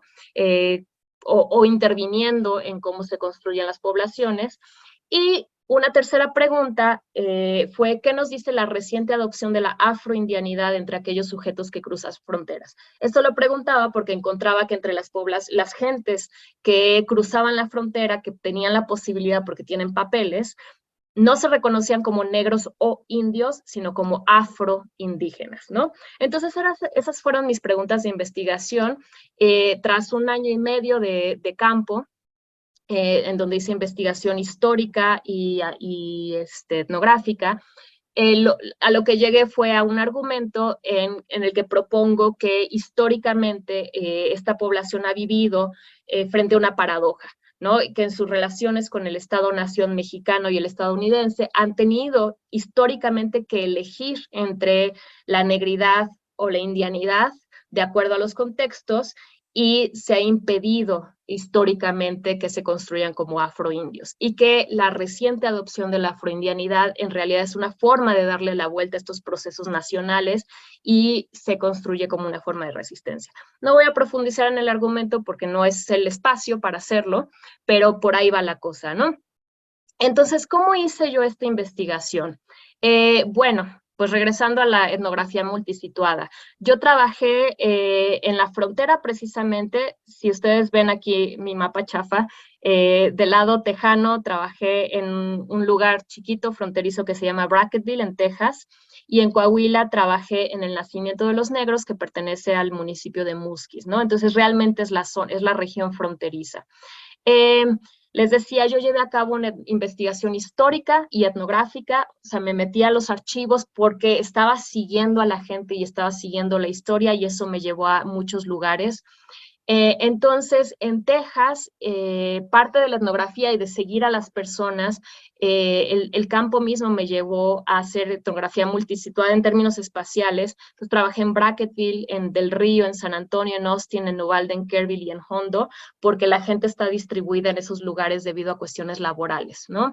En Coahuila trabajé sobre todo en el Nacimiento de los Negros, que es como el centro simbólico, histórico, donde está la gente, pero también tuve que recurrir mucho a Musquis, y a los archivos me llevaron a Saltillo, ¿no? Pero ahí yo lo hice digital porque pues hay acceso. La Ciudad de México, recurrí a ella por investigación de archivo. Estuve trabajando mucho en relaciones exteriores, en el Archivo Genaro Estrada, en el Archivo General de la Nación. Y fíjense la parte curiosa que pues también del colonialismo, ¿no? Tuve que ir a encontrar archivos siguiendo esas historias en la ciudad, en la Universidad de Yale. Hay un archivo que se llama los Musquis Papers, el archivo de Musquis. Entonces, ¿cómo llegó toda la información de Musquis Coahuila a New Haven, Estados Unidos? Pues alguien compró el archivo, entonces tuve que ir allá a visitarlo. Y en la ciudad de Nueva York también hay un archivo muy importante que es el de el Centro Schomburg, en donde están las notas de el historiador más importante que trabajó desde los años 40 con la población de negros mascogos y black Seminoles. Entonces aquí, en ese sentido, es multisituada mi etnografía. Seguí a las personas, seguí la historia y seguí los documentos, ¿no? Ahora, les decía, yo me guié mucho en el tema de la autoidentificación. Entonces, siguiendo mi pregunta de investigación, lo que encontraba era que en el Nacimiento de los Negros Coahuila había un énfasis en la negritud, utilizando la palabra negro concretamente. En Brackettville, Texas, había un énfasis en la indianidad, y los migrantes estaban haciendo un énfasis ya sea o en la negritud o en la afroindianidad. Y les pongo aquí una foto de campo en donde justo se refleja eso, ¿no? Esto es en Texas, es uno de los líderes comunitarios, un historiador que justamente estaba tratando de, bueno, lo que hacen es un evento anual en donde hay un desfile y se pone en la vestimenta de lo que se considera la población y sobre todo histórico. Entonces, este es un traje Seminole con la bandera mexicana y aquí este vestido es una mezcla entre lo mexicano y lo antiguo de los Seminole, ¿no? Entonces, bueno, trabajé mucho desde ahí preguntando eso, ¿no? Cómo se reconocían, cómo se autorreconocían y se identificaban. Ahora, quisiera mencionar un par de cosas en términos de la entrada al campo, porque es algo que no vemos mucho en las clases y yo creo que es fundamental, ¿no? Trabajar en la frontera, pues, enfrenta muchos retos, ¿no? Yo cuando estaba iniciando mi proyecto de investigación, había temas fuertes de seguridad, sobre todo en Coahuila. En concreto, había sucedido la masacre de Allende en 2011. ¿No? Entonces eso implicó repensar un poco mi trabajo de campo. Yo pensaba llegar primero a Coahuila, hacer ahí mi investigación y a través de las redes de la gente llegar a Texas, pero lo tuve que hacer al revés por el tema de la seguridad, ¿no? Entonces es muy importante cuando estaba ya haciendo trabajo de campo, entender mucho esa situación de seguridad y tejer muchas redes dentro de la comunidad pues un poco para protegerme, ¿no? Y para obtener un poco de seguridad. Y ahí pues el género es súper importante, insisto, no es lo mismo. Hay un riesgo sin duda para los hombres, ¿no? Pero mujeres solas haciendo trabajo de campo en poblaciones muy pequeñitas, como era mi caso, es complicado en muchos sentidos. Entonces, yo entro al campo desde Estados Unidos, porque estaba estudiando en Estados Unidos, también se me facilitaba, y mi primer punto de encuentro es este cementerio que les pongo la foto, porque yo identifiqué una asociación del grupo de Black Seminoles y de los negros mascogos, que es protectora, digamos, del cementerio. Es un cementerio en donde están enterrados todos los ancestros, sobre todo descendientes de quienes fueron soldados para el ejército estadounidense en el siglo XIX. Entonces es un centro simbólico muy, muy potente y muy importante, a partir del cual deriva una organización política muy fina de autogestión, ¿no? Entonces mi entrada al campo fue a través de la asociación de este cementerio y eso me permitió a mí afianzar ciertas redes y un poco abordar el tema de la seguridad, ¿no? Obviamente tuve que hacer muchas visitas preliminares y establecer contactos.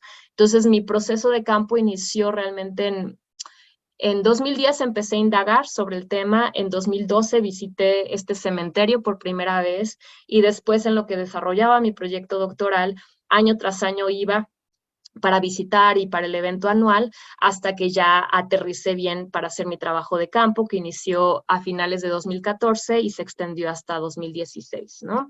Entonces ya es una investigación que se está haciendo viejita, ya tengo que hacer una nueva. Ahora, algo importante, ¿no? Yo esperaba, como estaba tratando de entender temas de racismo, yo esperaba encontrar una comunidad, pues muy, muy antirracista, precisamente, activamente, ¿no? En resistencia, pensaba encontrar una movilización muy fuerte en términos del reconocimiento afro, en términos del reconocimiento indígena, y lo que encontré fue un poco más complejo, ¿no? Que bueno, es la idea del campo. Entonces la expectativa ahí era muy distinta a la realidad. Lo que tuve que hacer fue desarrollar técnicas mucho más flexibles y entender tiempos y espacios locales, no los propios, pero sobre todo no empujar mi pregunta de investigación si no era relevante para estas personas, ¿no? Entonces, tuve que complejizar mi propio entendimiento. Yo, insisto, yo pensaba que iba a encontrar mucha resistencia directa y lo que encontré fue, sí hay, pero de otras maneras mucho más sutiles que tengo que ir entendiendo. De ahí que esta idea de Moreno y de Güey de las gramáticas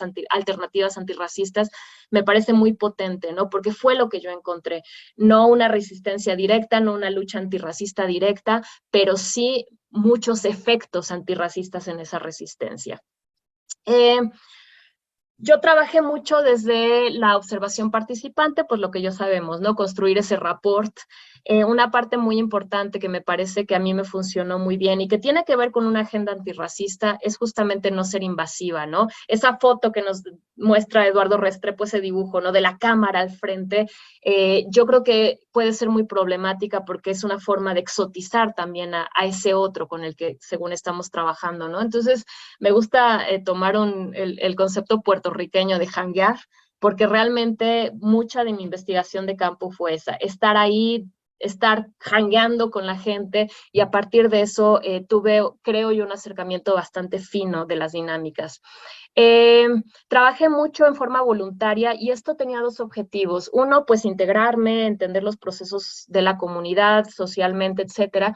Pero también me parecía muy importante colaborar de alguna manera con la población con la que estaba trabajando, ¿no? Entonces, pues yo en mi trabajo de campo siempre ofrecí pues todos mis servicios, los que fuera, ¿no? Entonces terminé haciendo un montón de cosas, terminé escribiendo en el periódico local, me pidieron que diera clases de español, me pidieron que diera clases de inglés, en Coahuila fui apoyo en la telesecundaria, entonces di clases de historia.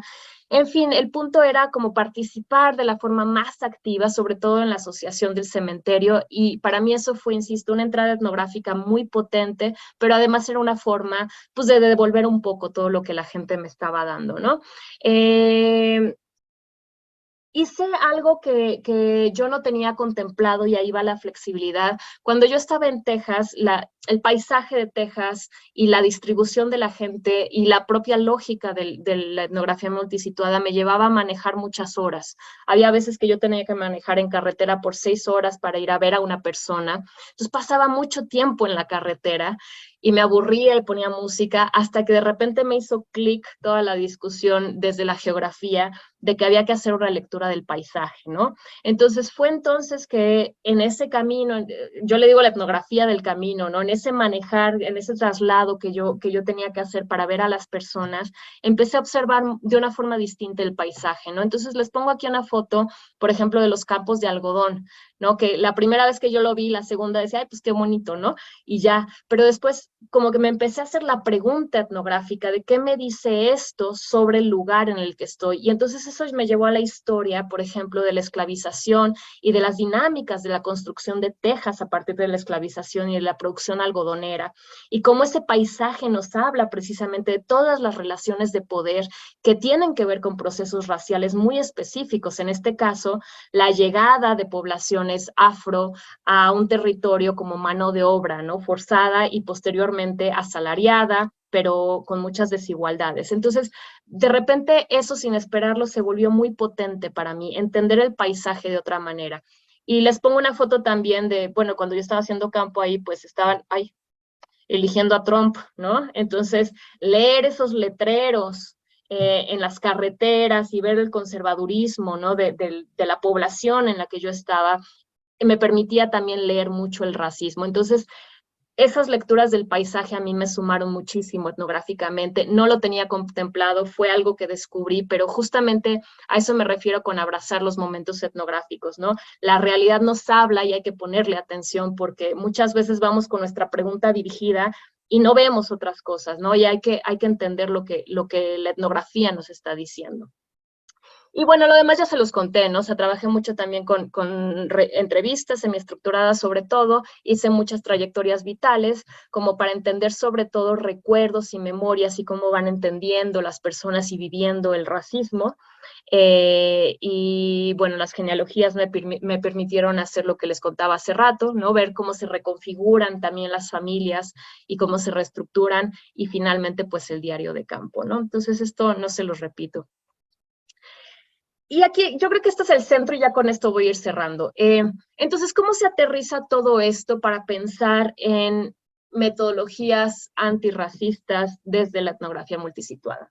Y para esto les cuento una anécdota que para mí fue súper clave, porque yo estaba un día caminando en el nacimiento, en la población en Coahuila, y pasé junto a dos jóvenes que estaban tomando cerveza tranquilos, los saludé y me seguí derecho, no los conocía. Y entonces de repente uno me grita, oye, ¿vienes a estudiar a los negros? y hubo una pausa porque yo me quedé como congelada, ¿no? Dije, pues, ¿qué onda? No, estaba pensando qué responder y ya sin que pasara mucho tiempo, el mismo joven me dijo, eso es un poco racista, ¿no?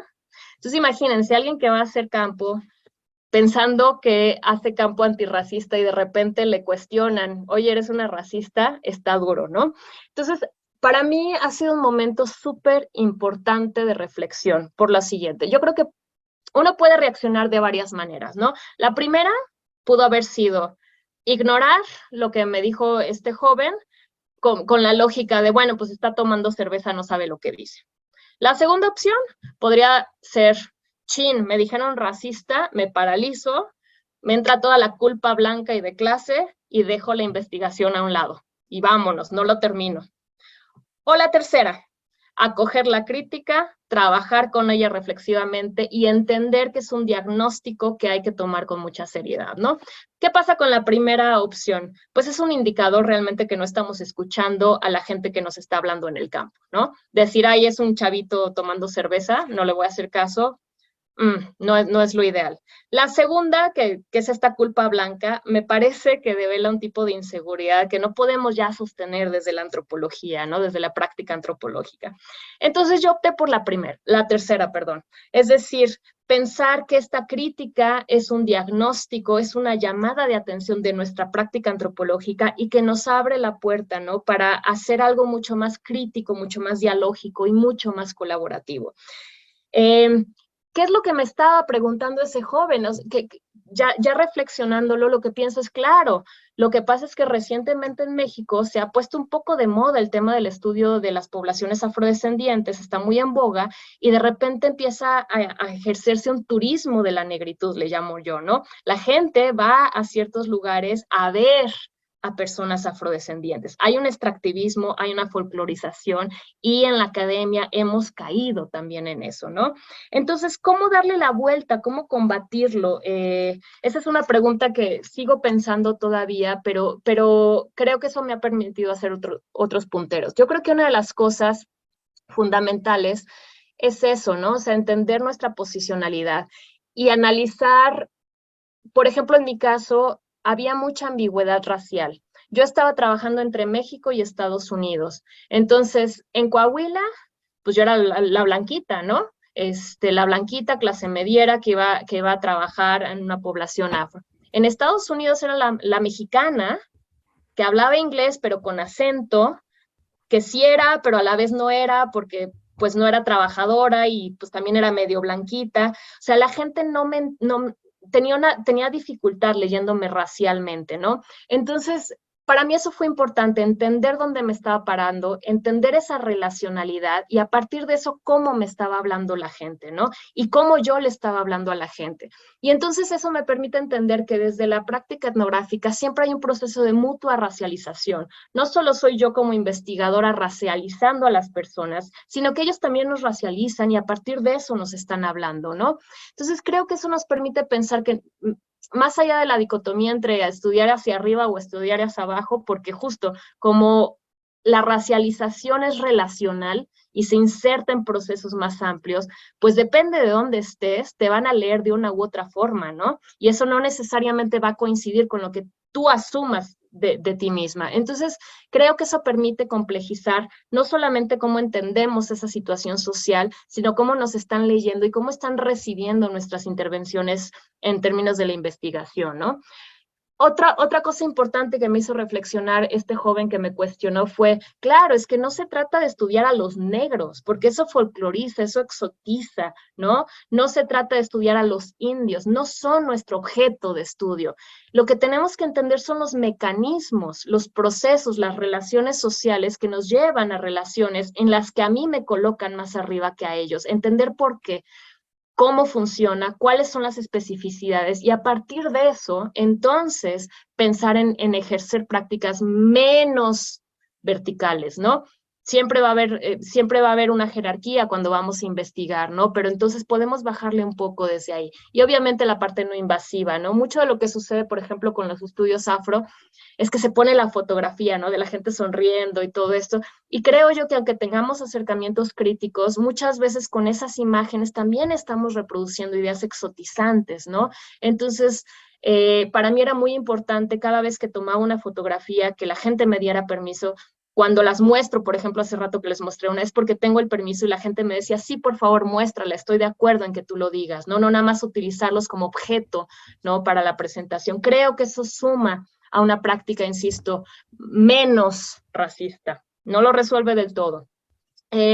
Y la otra cosa que me hizo pensar este joven es, claro, lo que pasa es que no se trata nada más de ir y estudiarlos, ¿no? Se trata de intervenir en sus procesos, de participar en sus proyectos muy tras bambalinas, ¿no? No imponiendo nuestras agendas que creemos a veces que son liberadoras y demás, sino escuchar y sumarnos a esas movilizaciones que la gente tiene y que a lo mejor no nos satisfacen del todo, pero también porque no entendemos la realidad, ¿no? Entonces se requiere mucho diálogo. Recientemente en septiembre regresé después de 2 años de pandemia y fue muy importante porque no había podido hacerlo por la pandemia, pero justo fui a devolver mi trabajo de tesis a la comunidad. Tienen un museo comunitario en el que yo participé y fue muy importante ese gesto. La gente reconoce, ¿no? Que muchas veces las y los antropólogos vamos, sacamos nuestra información, sacamos nuestro diploma y nunca volvemos. Entonces, ese tipo de cosas que son más colaborativas, más en diálogos, es muy importante.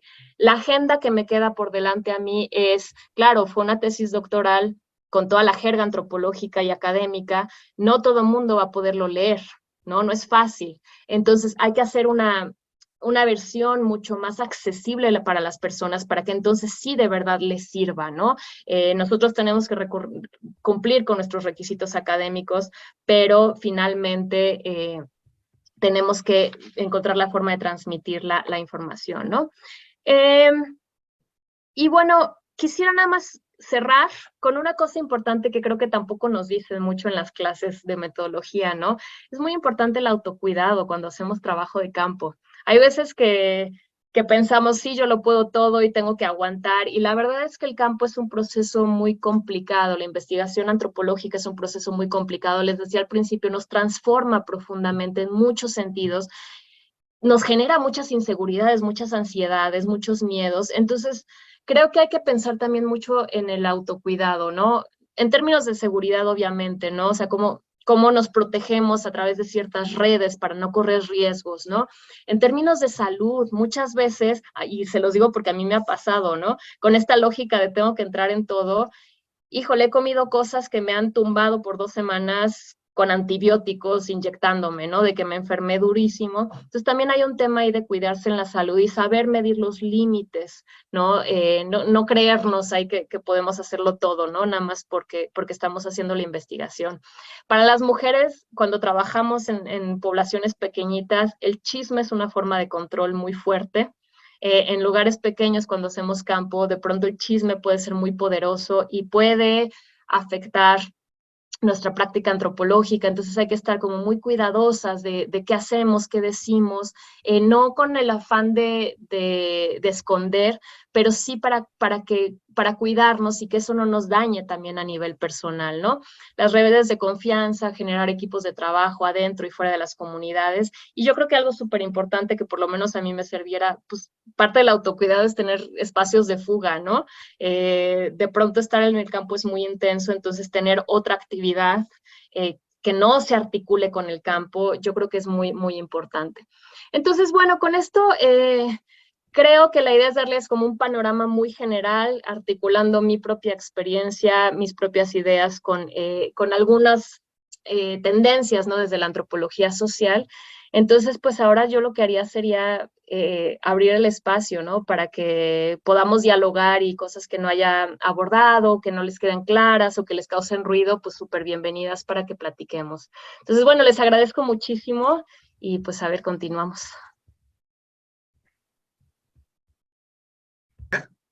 Entonces, bueno, es que tenemos unas preguntas que dejaron en Facebook y tenemos una aquí en el chat del Zoom. Entonces te voy a ir leyendo las preguntas. Mira, directamente aquí de Zoom, de Emma Ortega, está acá con nosotros. Nos dice, gracias por la maravillosa presentación. Dos preguntas. Para el caso de nuestro privilegio como investigadores formados en la urbanidad, ¿cómo podríamos evitar caer en una interpretación etnocentrista del dato antropológico para el caso del racismo? Esa es una pregunta.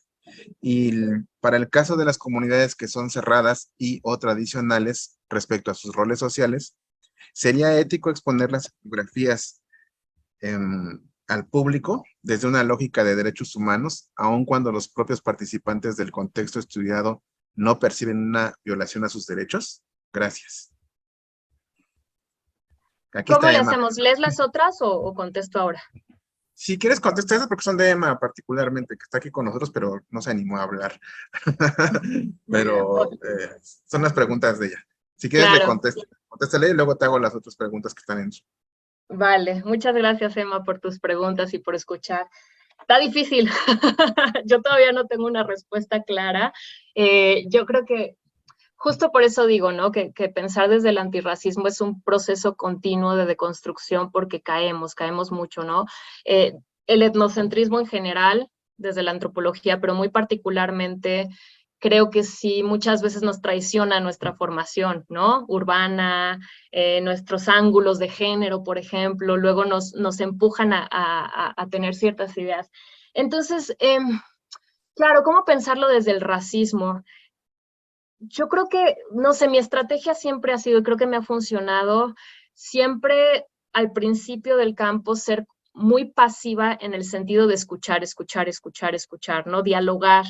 Eh, Sobre la marcha, cuando voy generando confianza con las personas, entonces voy midiendo un poco las aguas, ¿no? Y voy lanzando ciertas preguntas para ver cómo percibe la gente las cosas. Yo no sé si hay una forma de evitar ser racista, ¿no? O sea, me lo pasó a mí, yo estaba avanzando en el campo y un chavo me detuvo y me dijo, vienes a estudiar a los negros, eres racista, ¿no? Pero justo yo creo que poner atención a esas llamadas de atención que la gente misma nos hace, yo creo que ahí está la clave, ¿no? O sea, no hay manual, creo que es eso, como constantemente, y para eso sirve el diálogo de campo, creo yo, ¿no? Para constantemente ir como monitoreando nuestras propias acciones, nuestros propios sentipensares y preguntarnos, ¿no? Hasta qué punto estoy reproduciendo y siendo etnocentrista. Lamento no tener una respuesta articulada, pero yo misma estoy como en ese proceso de entenderlo, ¿no? Y creo que es eso, mientras sigamos en ese proceso de monitoreo y cuando nos demos cuenta de estos momentos súper clave, siempre, o sea, no irnos corriendo con nuestra culpa blanca, sino preguntarnos qué puedo hacer al respecto, cómo lo puedo echar a andar, ¿no? Yo creo que por ahí. Y en términos de la violación de derechos, claro, eso es un debate eterno en la antropología, ¿no? Y hay posturas distintas. Mi postura es que sí necesitamos luchar en contra de la violación de derechos, pero sin esta lógica salvacionista que también es muy blanca, ¿no? Hay discusiones desde el feminismo, ¿no? De mujeres blancas queriendo salvar a mujeres de color, por ejemplo, hay un articulito sobre eso. Yo lo que creo es que como lo he manejado yo, porque sí me ha tocado varios casos sobre todo de violencia doméstica, ¿no? O sea, tú no puedes llegar a decirle a la persona, salte de tu casa, porque no le estás ofreciendo las herramientas para darle esa contención, ¿no? Entonces también hay que pensar mucho en las consecuencias de lo que hacemos. Me parece que es en ese diálogo, cuando ya se va generando confianza, que uno puede ir lanzando sutilmente las preguntas. Y para mí lo que siempre, o sea, me parece clave es identificar si en la población en la que estamos hay un movimiento de resistencia. Entonces, ahí donde vemos que podamos generar ciertas solidaridades y en donde comulguemos con estas ideas en contra de ciertas violaciones, entonces ahí. Si no lo existe, es más complicado porque nos tenemos que preguntar qué vamos a desatar si vengo a decirles esto, ¿no? Entonces yo creo que hay que navegar con mucho cuidado, ser muy pasivas al principio y después ir identificando con quién se puede hablar, ciertas preguntas y abrir, yo creo que nuestra labor es abrir la conversación, dar información, no llegar, oye, haz la revolución, ¿no? Sino ofrecer materiales. Somos mediadoras, a fin de cuentas, ¿no? Creo que tampoco hay respuesta clara, pero creo que hay que tejer con mucho cuidado porque el riesgo es convertirnos en mujeres blancas salvando a mujeres de color, que es súper problemático y súper racista también, ¿no? O sea, imponer nuestras agendas no va. Entonces, yo creo que la estrategia para las dos cosas es la misma. Y entender primero, dialogar, conversar, y a partir de eso. No lo sé, ojalá tuvieras tú una mejor respuesta que la mía. Al contrario, muchas gracias. No, sí, me llevo mucho de lo de hoy. Trabajo en Gracias. Chiapas. Sí. Ah, pues sí. Entonces ahí Ah, tengo, todos los días son como bofetadas de la vida, ¿no? Entonces, muchas gracias. Sí, pero también Chiapas es una cuna de ideas, cuna de autogestión, entonces yo creo que por ahí va la cosa, ¿no? sí, y totalmente seguir construyendo ahí. Gracias. Sí. No, a ti, Emma. Muchas gracias, doctora, por esta información que nos estás externando. Y pues aquí tenemos otra preguntita. Esta viene de parte de Rocío Merlín de Preguntas de Facebook. ¿Cómo hacemos nosotras como mujeres para lidiar con la antropología peligrosa? ¿Dejamos de lado el campo etnográfico o buscamos algún método para acercarnos? Ay, qué preguntas tan difíciles hacen, pero híjole, sí es cierto, Rocío, tocaya.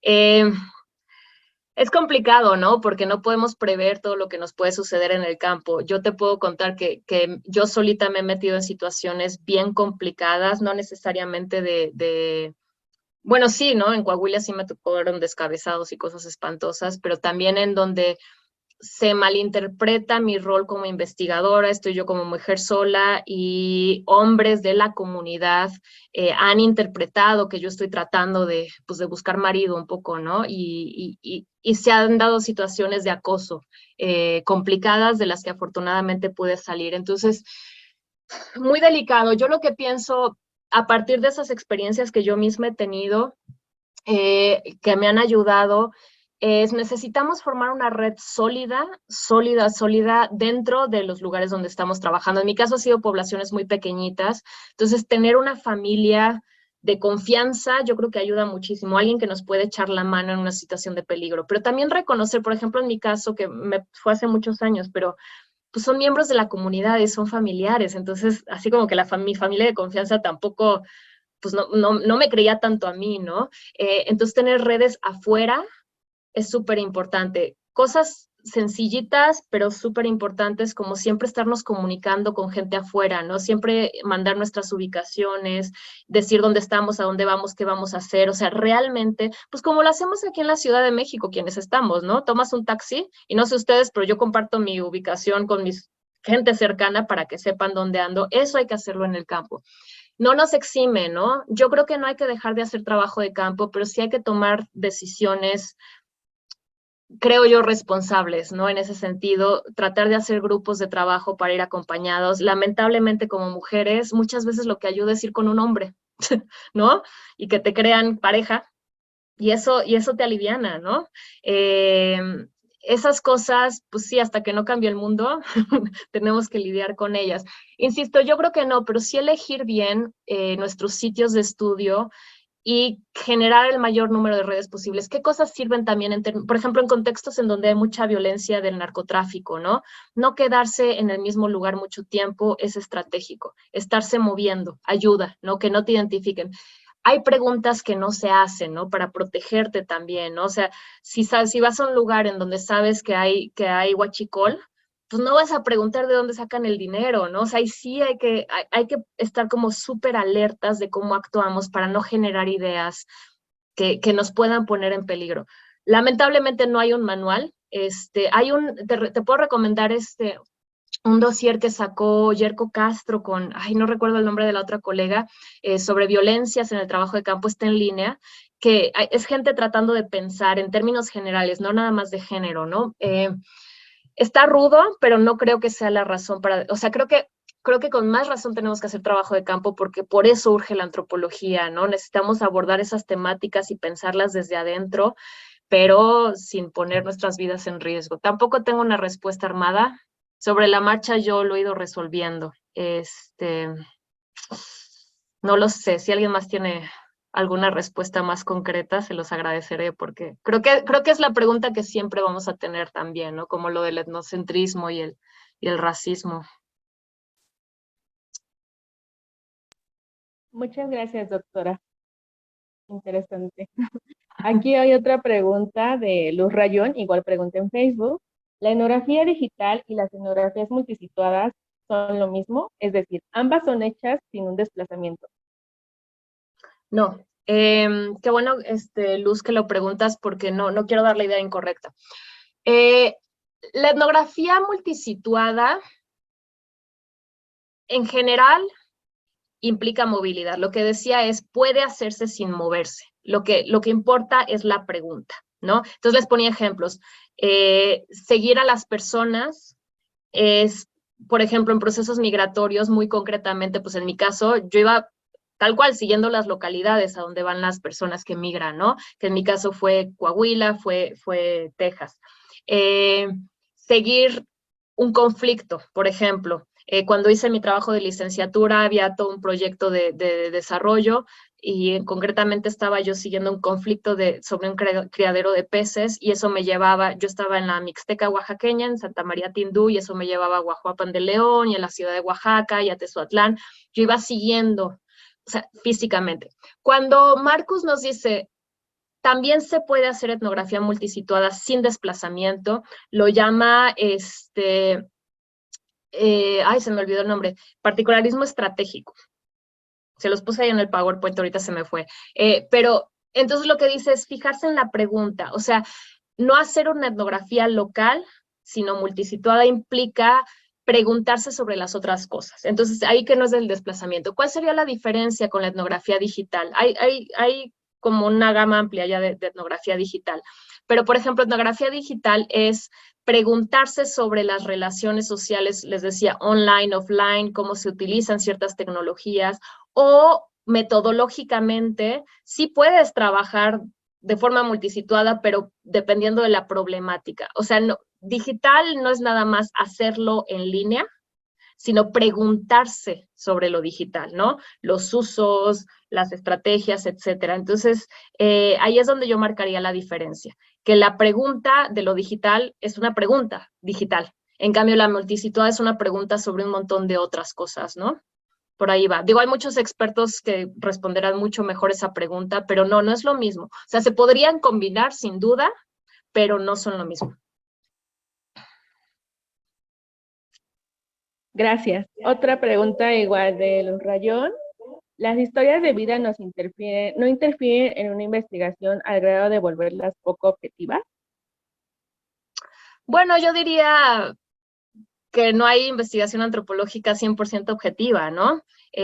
O sea, justo de ahí deriva toda la discusión del conocimiento situado y de la posicionalidad. O sea, yo creo que tenemos que entender que no somos omnipresentes ni omnipotentes, sino que necesariamente estamos observando la realidad desde ángulos muy particulares. Ahora, ¿cómo entiendo yo las historias de vida? Hay una diferencia entre que nada más una persona nos cuente su vida y ya, y en realidad la chamba, que yo sí diría es más antropológica, es una vez que la persona nos cuenta su vida, entonces nosotros tenemos que hacer el esfuerzo por articularla con procesos más amplios. Y eso implica que a lo mejor en términos de la redacción, o sea, la etnografía como estilo literario, podemos hacer la historia de una persona, pero eso no significa que no hayamos entrevistado a otras personas, que no hayamos estado en el campo, que no hayamos analizado otros procesos, sino que la historia de esta persona nos sirve para decir otras cosas. Y un ejemplo que a mí me gusta mucho es un libro pues ya de los años 90 que se llama Moisés Cruz, Historia de un transmigrante, en la que Federico Besserer justamente nos presenta la historia de vida de Moisés Cruz, un luchador activista migrante. Y lo que hace él es una estrategia interesante porque nos da la narrativa de Moisés Cruz de su vida, de cómo fue él construyéndose como activista, y nos da pequeñas introducciones, o sea, él organiza la información y nos da pequeñas introducciones en donde nos va situando en el contexto, por ejemplo, de los enclaves mineros, de la producción agrícola en San Quintín. Entonces, nuestra chamba es no quedarnos nada más con esa historia, porque sí, si no sería mucho más sesgado, sino articular esa historia para que esa historia nos sirva para entender procesos más amplios. Y ahí creo yo que se escapa un poco esta preocupación que a lo mejor tú tienes, Luz, de que se puede volver muy subjetivo. Que insisto, yo no tengo nada en contra de lo subjetivo, hay que reconocer que la antropología es necesariamente subjetiva porque hacemos preguntas a partir de nuestra experiencia, pero sí hay formas de que no se vuelva tan microscópico, ¿no? Creo yo que lo particular nos debe servir para articularlo con procesos más amplios. Entonces creo que ahí estaría la salida, me parece. Muchas gracias, doctora. ¿Alguien quisiera agregar algo más? Incluso usted, doctora, ¿algo más que nos quiere contar? No, pues más bien si hay preguntas, comentarios, feliz de la vida. Aquí Emma nos dice en el chat, ¿no? Que si hay una delgada línea entre ser etnógrafa y periodista. Me da mucha risa porque yo, bueno, y esta es una conversación que tengo con mis estudiantes, ¿no? Claro, mucha gente no entiende qué es la antropología y no tienen por qué. O sea, creo que yo misma no entendía lo que era la antropología cuando decidí estudiar antropología. Entonces, muchas veces es muy complicado explicarle a la gente. Y en Coahuila, creo que ya está cambiando un poco, pero llevo mucho tiempo trabajando con la gente y claro, me llaman periodista, va la periodista, y luego si te ven con cámara, pues peor, ¿no? Sí es una línea delgada, pero creo que la diferencia es bien importante porque, por ejemplo, ahí en Coahuila la gente va un día, les pregunta cosas y luego saca su artículo en el periódico, ¿no? O en una revista y ya. Y la diferencia es que desde la antropología nosotros hacemos una cosa mucho más comprometida, ¿no? No nos quedamos con esa primera capa. No es que todos los periodistas lo hagan, pero usualmente el tiempo es más reducido.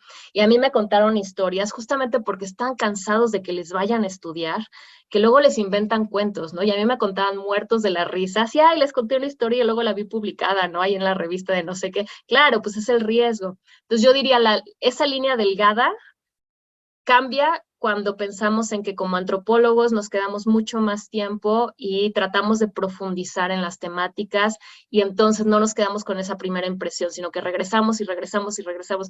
Yo les digo a mis estudiantes que una vez que ya las respuestas y las acciones de la gente les empiezan a sonar repetitivas, es que ahí sabemos que ya empezamos a entender bien la cosa, ¿no? Ya cuando nos deja de sorprender, es que ya empezamos a rascar la superficie, ya que salieron los conflictos, las tensiones, las contradicciones, ahí. Entonces yo diría, tal vez esa es la línea, ¿no? El tiempo que pasamos con la gente hace la diferencia, y el estar ahí, el ir a comer con las personas, el ir a janguear, por eso digo, ¿no? En sentido puertorriqueño, eso es lo que marca una diferencia grande, que no vamos nada más con las preguntas así totalmente estructuradas. No sé qué piensen ustedes. Digo, aprovechando que estaba aquí en el chat. Sí, Yo, bueno, bueno, habla. es muy rápido, sí, totalmente. Yo en algún momento fui con un exalumno, sí, exalumno de Yerco en Chiapas, fuimos a Tapachula y yo quería ahorcarlo, porque yo dije, no entendiste nada, ¿no? Porque se quería meter a las instituciones, a preguntarle sobre el agua sin cita, sin avisarle nada, o sea, él iba como en un ánimo muy periodístico y yo iba muerta de pena, ¿no? Pero él decía, es que no tenemos tiempo, tiene que salir todo hoy y tiene que salir todo mañana, entonces yo vi ese hacer más periodístico que antropológico y tenía ganas de acusarlo con Yerko, ¿no? Pero sí, Ya lo efectivamente, acusaste públicamente, Eva. sí, ya lo puse. Ay.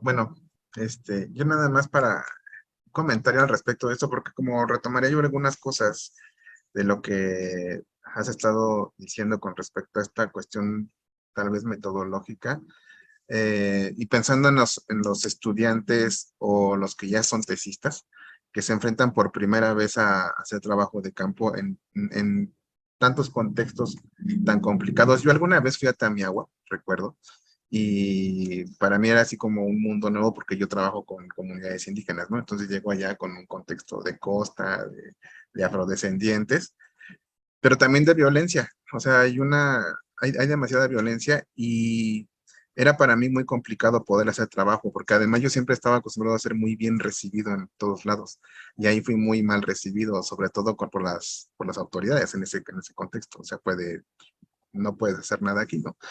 Pero, ¿cómo podríamos, o qué le podríamos decir a los estudiantes? Por ejemplo, tú mencionabas hace rato de que nosotros hay que reconocer que no lo podemos hacer todo, ¿no? O sea, que no se puede.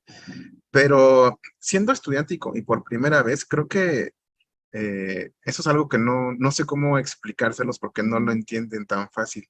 Es como lo que quieren hacer es vivir la experiencia y llegar allá y hacer miles de cosas, ¿no? Y entonces cometer un montón de errores, como lo que bien dice Emma, que se pierde toda esta perspectiva antropológica y terminan haciendo otra cosa, porque también tenemos otra cuestión aquí, que no tenemos el tiempo de Malinowski ni de aquellos antropólogos que además estaban financiados, ¿no? Bueno, tenían su dinero, nosotros no tenemos, estamos en contextos en los que no hay dinero, bueno, pocos recursos, poco tiempo, porque además sabemos que, por ejemplo, en las maestrías, nuestro trabajo de campo, que piden mucho trabajo de campo y hay muy poco tiempo porque estamos con problemas de becas y esas cosas, pero también en la licenciatura, ¿cómo le hacemos para que en el tiempo nos está correteando poder llegar y sacar información, la información que requerimos para poder hacer la investigación antropológica? Porque, pues bien lo has estado comentando, pues que tenemos que tener experiencia, ¿no? Y la experiencia se hace con el tiempo y equivocándonos, pero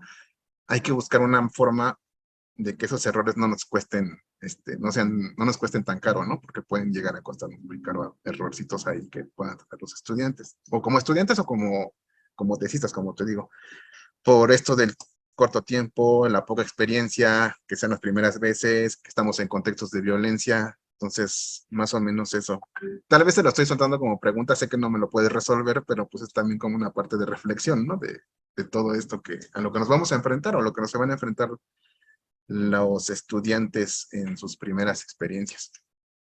No, súper importante, Gastón, porque sí hay que reflexionar y pues sí, justo no hay manual, ¿no? Fíjate, dices algo bien importante porque como que en el imaginario antropológico es así como que, pues sí, llegas como Malinowski y todo el mundo te recibe bien y todo el mundo te quiere, porque es lo que ponemos en las etnografías, ¿no? O sea, como que cuando escribimos, no escribimos las malas experiencias, no escribimos lo que nos costó, no escribimos cuando no nos querían. Yo creo que ahí hay una chamba que debemos de hacer, justo de tratar de sociabilizar esas experiencias, ¿no? No solo cómo lo hiciste y los resultados, sino cómo te fue mal y cómo resolviste eso. O sea, desde quienes ya tenemos más experiencia de campo, yo creo que es súper importante que empecemos a hablar de esas cosas, de todo lo que te pasó, ¿no? En el campo y los riesgos y todo. Me parece que eso puede ayudar como a bajar un poco ese imaginario. Ahora, cuando no te quieren, no te quieren, ¿no? No nos podemos forzar en las poblaciones. Entonces también, o sea, una cosa, por un lado hay que ser flexibles y hay que entender que podemos y debemos cambiar nuestra pregunta de investigación si es necesario, pero si estás en un lugar en el que corres riesgo y en el que de plano no te quieren, no te dan permiso, pues hay que salirse de ahí, ¿no? O sea, es bien complicado transmitirle eso a los estudiantes porque, claro, da una sensación de fracaso, de inseguridad, pero yo creo que es una chamba que tenemos que hacer desde antes, ¿no? Digo, antes de que salgan a campo, damos cursos, por lo menos en la UAM tenemos un curso que se llama así Proyecto de Investigación, en donde vamos dándoles herramientas a las y los estudiantes. Entonces, ahí por lo menos yo creo que la chamba por parte de las y los docentes es decir, o sea, eso, ¿no? No te estás casando con un proyecto, no te estás casando con un lugar, te pueden pasar estas cosas. Y ahí también es mucha la chamba de y el asesor de tesis de decir, es momento de salir y vámonos, y pues sí, ahí le trabajamos, ¿no? Pero yo creo que es un mensaje que se tiene que transmitir desde el proyecto. Ahora, otra cosa que se me ocurre que es súper importante es que también muchas veces se transmite la idea de ir al campo a ver qué se encuentra, ¿no? Y creo que eso coloca a las y los estudiantes más en la postura de los errores. Errores vamos a cometer, pero hay unos peores que otros. Entonces, me parece sí fundamental que desde la docencia no permitamos que las y los estudiantes salgan a campo si no tienen un proyecto bien estructurado. Y esa es nuestra chamba. ¿Y qué es un proyecto bien estructurado? Que las y los estudiantes puedan desarrollar bien una pregunta de investigación que sea viable, ¿no? Porque hay preguntas bien padres que no van a poder responder y que les va a llevar esa frustración. Entonces, una pregunta aterrizada, de acuerdo a los tiempos. Efectivamente, aquí no tenemos la lana de Malinowski. Yo ahorita les conté de un trabajo de campo de 1 año en donde tuve el privilegio de tener financiamiento, entonces no es lo mismo, ¿no? Entonces, pensar muy bien con las y los estudiantes esa pregunta y el diseño de investigación, exactamente cómo le vas a hacer para contestar tu pregunta. No cuántas entrevistas vas a hacer, sino dónde vas a estar, cuál es tu estrategia, cómo te vas a acercar. Hacer guiones de entrevistas les ayuda muchísimo, ¿no? Yo creo que eso puede ayudar, no resuelve, pero finalmente ayuda a prepararles mejor. Si alguien va al campo así de la nada, va a meter la pata, ¿no? Esto de que absorbes todo nada más así porque sí, no. Hay una pregunta que después puedes cambiar, sí, pero entre más herramientas metodológicas, entre más conversaciones de este tipo puedan tener, yo creo que ayuda más, ¿no? Y que nosotros también seamos lo suficientemente humildes y les digamos, yo metí la pata aquí, aquí, aquí me equivoqué, hay que hacerlo y habría que publicarlo también, ¿no? No solamente cómo lo hacemos bien, sino cómo lo hemos hecho mal y cómo hemos aprendido. Creo que por ahí también mucha de la chamba va de nuestro lado, ¿no? Como docentes. Y pues con los chavos eso, ¿no? O sea, transmitirles que es un proceso y que hasta los antropólogos más famosos se equivocan. O sea, no tienes que ser estudiante o tesista. Puedes tener 7 doctorados y meter la pata en el campo. Entonces, pienso que por ahí, pero muy importante, ¿no? Porque, pues sí, también, o sea, se va haciendo con la experiencia y aprendes, pero hay unas cosas más graves que sí te pueden quemar mucho, mucho en las poblaciones y pues, y uno puede hacer mucho daño, ¿no? Que es lo peor. Entonces, también yo creo que muchas conversaciones en torno a la ética son bien importantes, ¿no? O sea, cómo manejar la información, por ejemplo, usar seudónimos para las personas, cómo proteger los diarios de campo para que no termine uno exhibiendo ahí la información. Esas cosillas que parecen tontas, como miraste un respaldo en la computadora en la nube, porque se te puede perder todo y puede caer en manos de otras personas y puede dañar eso, ¿no? Tener muchas conversaciones también respecto a la ética y de cómo acercarnos en una forma mucho más respetuosa, ahí le bajamos a las metidas de patas. Y de ahí me interesa en estas metodologías antirracistas, ¿no? Porque creo que parte de eso es pensarlo de una forma un poquito más pues desde abajo, ¿no? Creo yo, menos arrogante de, ay, yo vengo a estudiarlos y yo sé todo. No es cierto, no sabemos nada. La gente teoriza y gracias a ellos nosotros producimos cosas, no al revés, ¿no? Creo yo.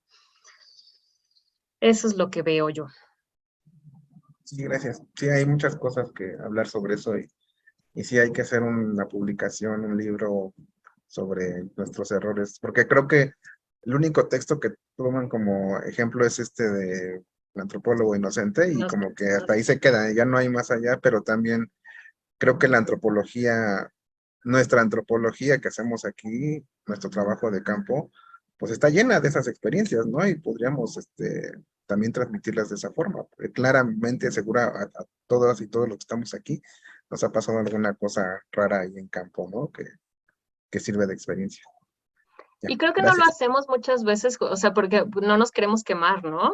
Porque ahí está el estatus y el currículum y todo, pero ahí está la propuesta para ustedes, ¿no? Metidas de pata de antropólogas y antropólogos. Yo creo que estaría buenísimo. Yo le entro. Sí, hay que pensarlo. Gracias.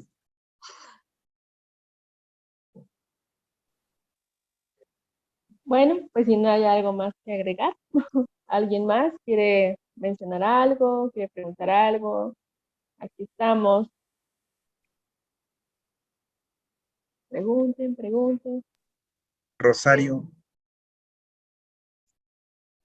Sí, hola. No, pues ya siendo ya casi lo último, o sea, en realidad yo solo pues quiero dar las gracias a Rocío, ¿no? Justo como por esta gran charla.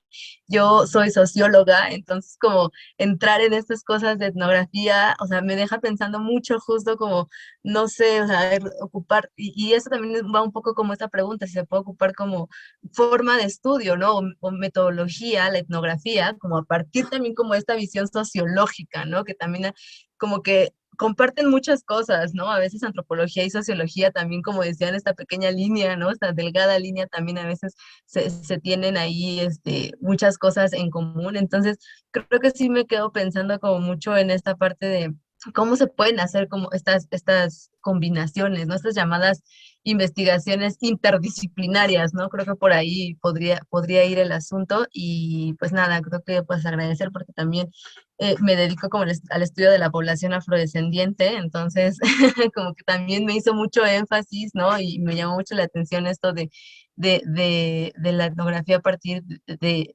ocuparla como herramienta para el uso de estos temas. Entonces, creo que eso sería todo. Gracias. Gracias, Rosario. Sí, yo la verdad es que no soy muy amiga de los purismos disciplinarios. Yo creo que tenemos que dialogar y cada vez más la sociología hace etnografía y cada vez más la antropología hace cuestiones sociológicas. Entonces, yo creo que, insisto, o sea, para mí es la pregunta, cómo la formulas y cómo la respondes, ¿no? Yo creo que hay mucho diálogo y nosotros hemos tomado, pues antes la división era un poco así, ¿no? Los antropólogos estudiamos sociedades primitivas, así se decía, y la sociología se trata de las contemporáneas. Pues no es cierto, ya estamos intercambiando también esas cosas, entonces yo creo que mucho de aquí se puede retomar. Y un ejemplo que a mí me dieron cuando yo estaba en la licenciatura, que siempre me gustó mucho, pero bueno, ya me causa más ruido, pero me decían, mira, la diferencia entre la sociología y la antropología es la siguiente. Una socióloga baja del camión con su tablita y pregunta, ¿cuántas mujeres hay aquí? Y registra. Una antropóloga baja del camión y pregunta, ¿y aquí qué significa ser mujer? Yo creo que, o sea, me parece que ya es un insulto pensar así la sociología porque se hace distinto, pero creo que el mensaje es relevante, ¿no? O sea, para hacer una buena investigación social en general, no podemos llegar con nuestras categorías preconcebidas, como en este caso ser mujer, sino realmente entender dónde estamos, entender cómo se construyen esas categorías y a partir de eso desarrollar la investigación. Este es un día, 4 o 2 años, ¿no? Pero es la forma en la que abordamos la pregunta y la forma en la que la respondemos lo que es clave. Y creo que ahí está la diferencia entre una investigación mucho más profunda y una por encimita que te va a generar estadísticas. Insisto, creo que la sociología ya no se hace de esa manera, entonces más bien es el diálogo.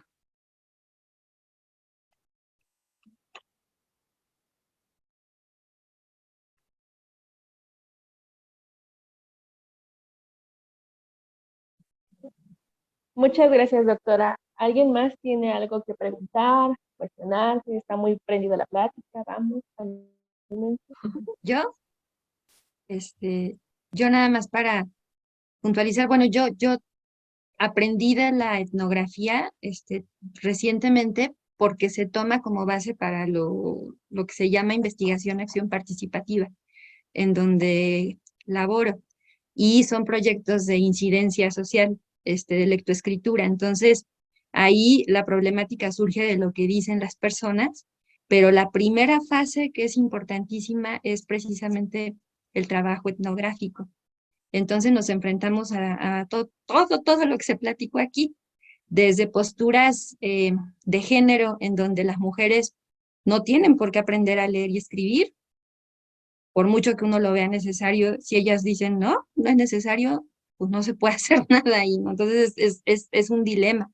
Y por otro lado también este asunto de que como mujer, yendo sola, pasan varias cosas. Entonces yo siempre voy con mi pareja, pobrecito, pero ahí anda. Y pues finalmente resaltar esto de los purismos. Yo creo que es más, vale un trabajo o un libro donde se hable de la experiencia de las y los etnógrafos que un manual, porque todo depende, como dicen en Facebook, todo depende del contexto ahora, pero es que en realidad es así, ¿no? Entonces, pues sí, yo agradezco mucho esta plática y pues desde donde estoy, la etnografía es el primer paso. Si no hay etnografía, no se puede hacer nada en ningún lugar. Gracias. Sí, de acuerdo.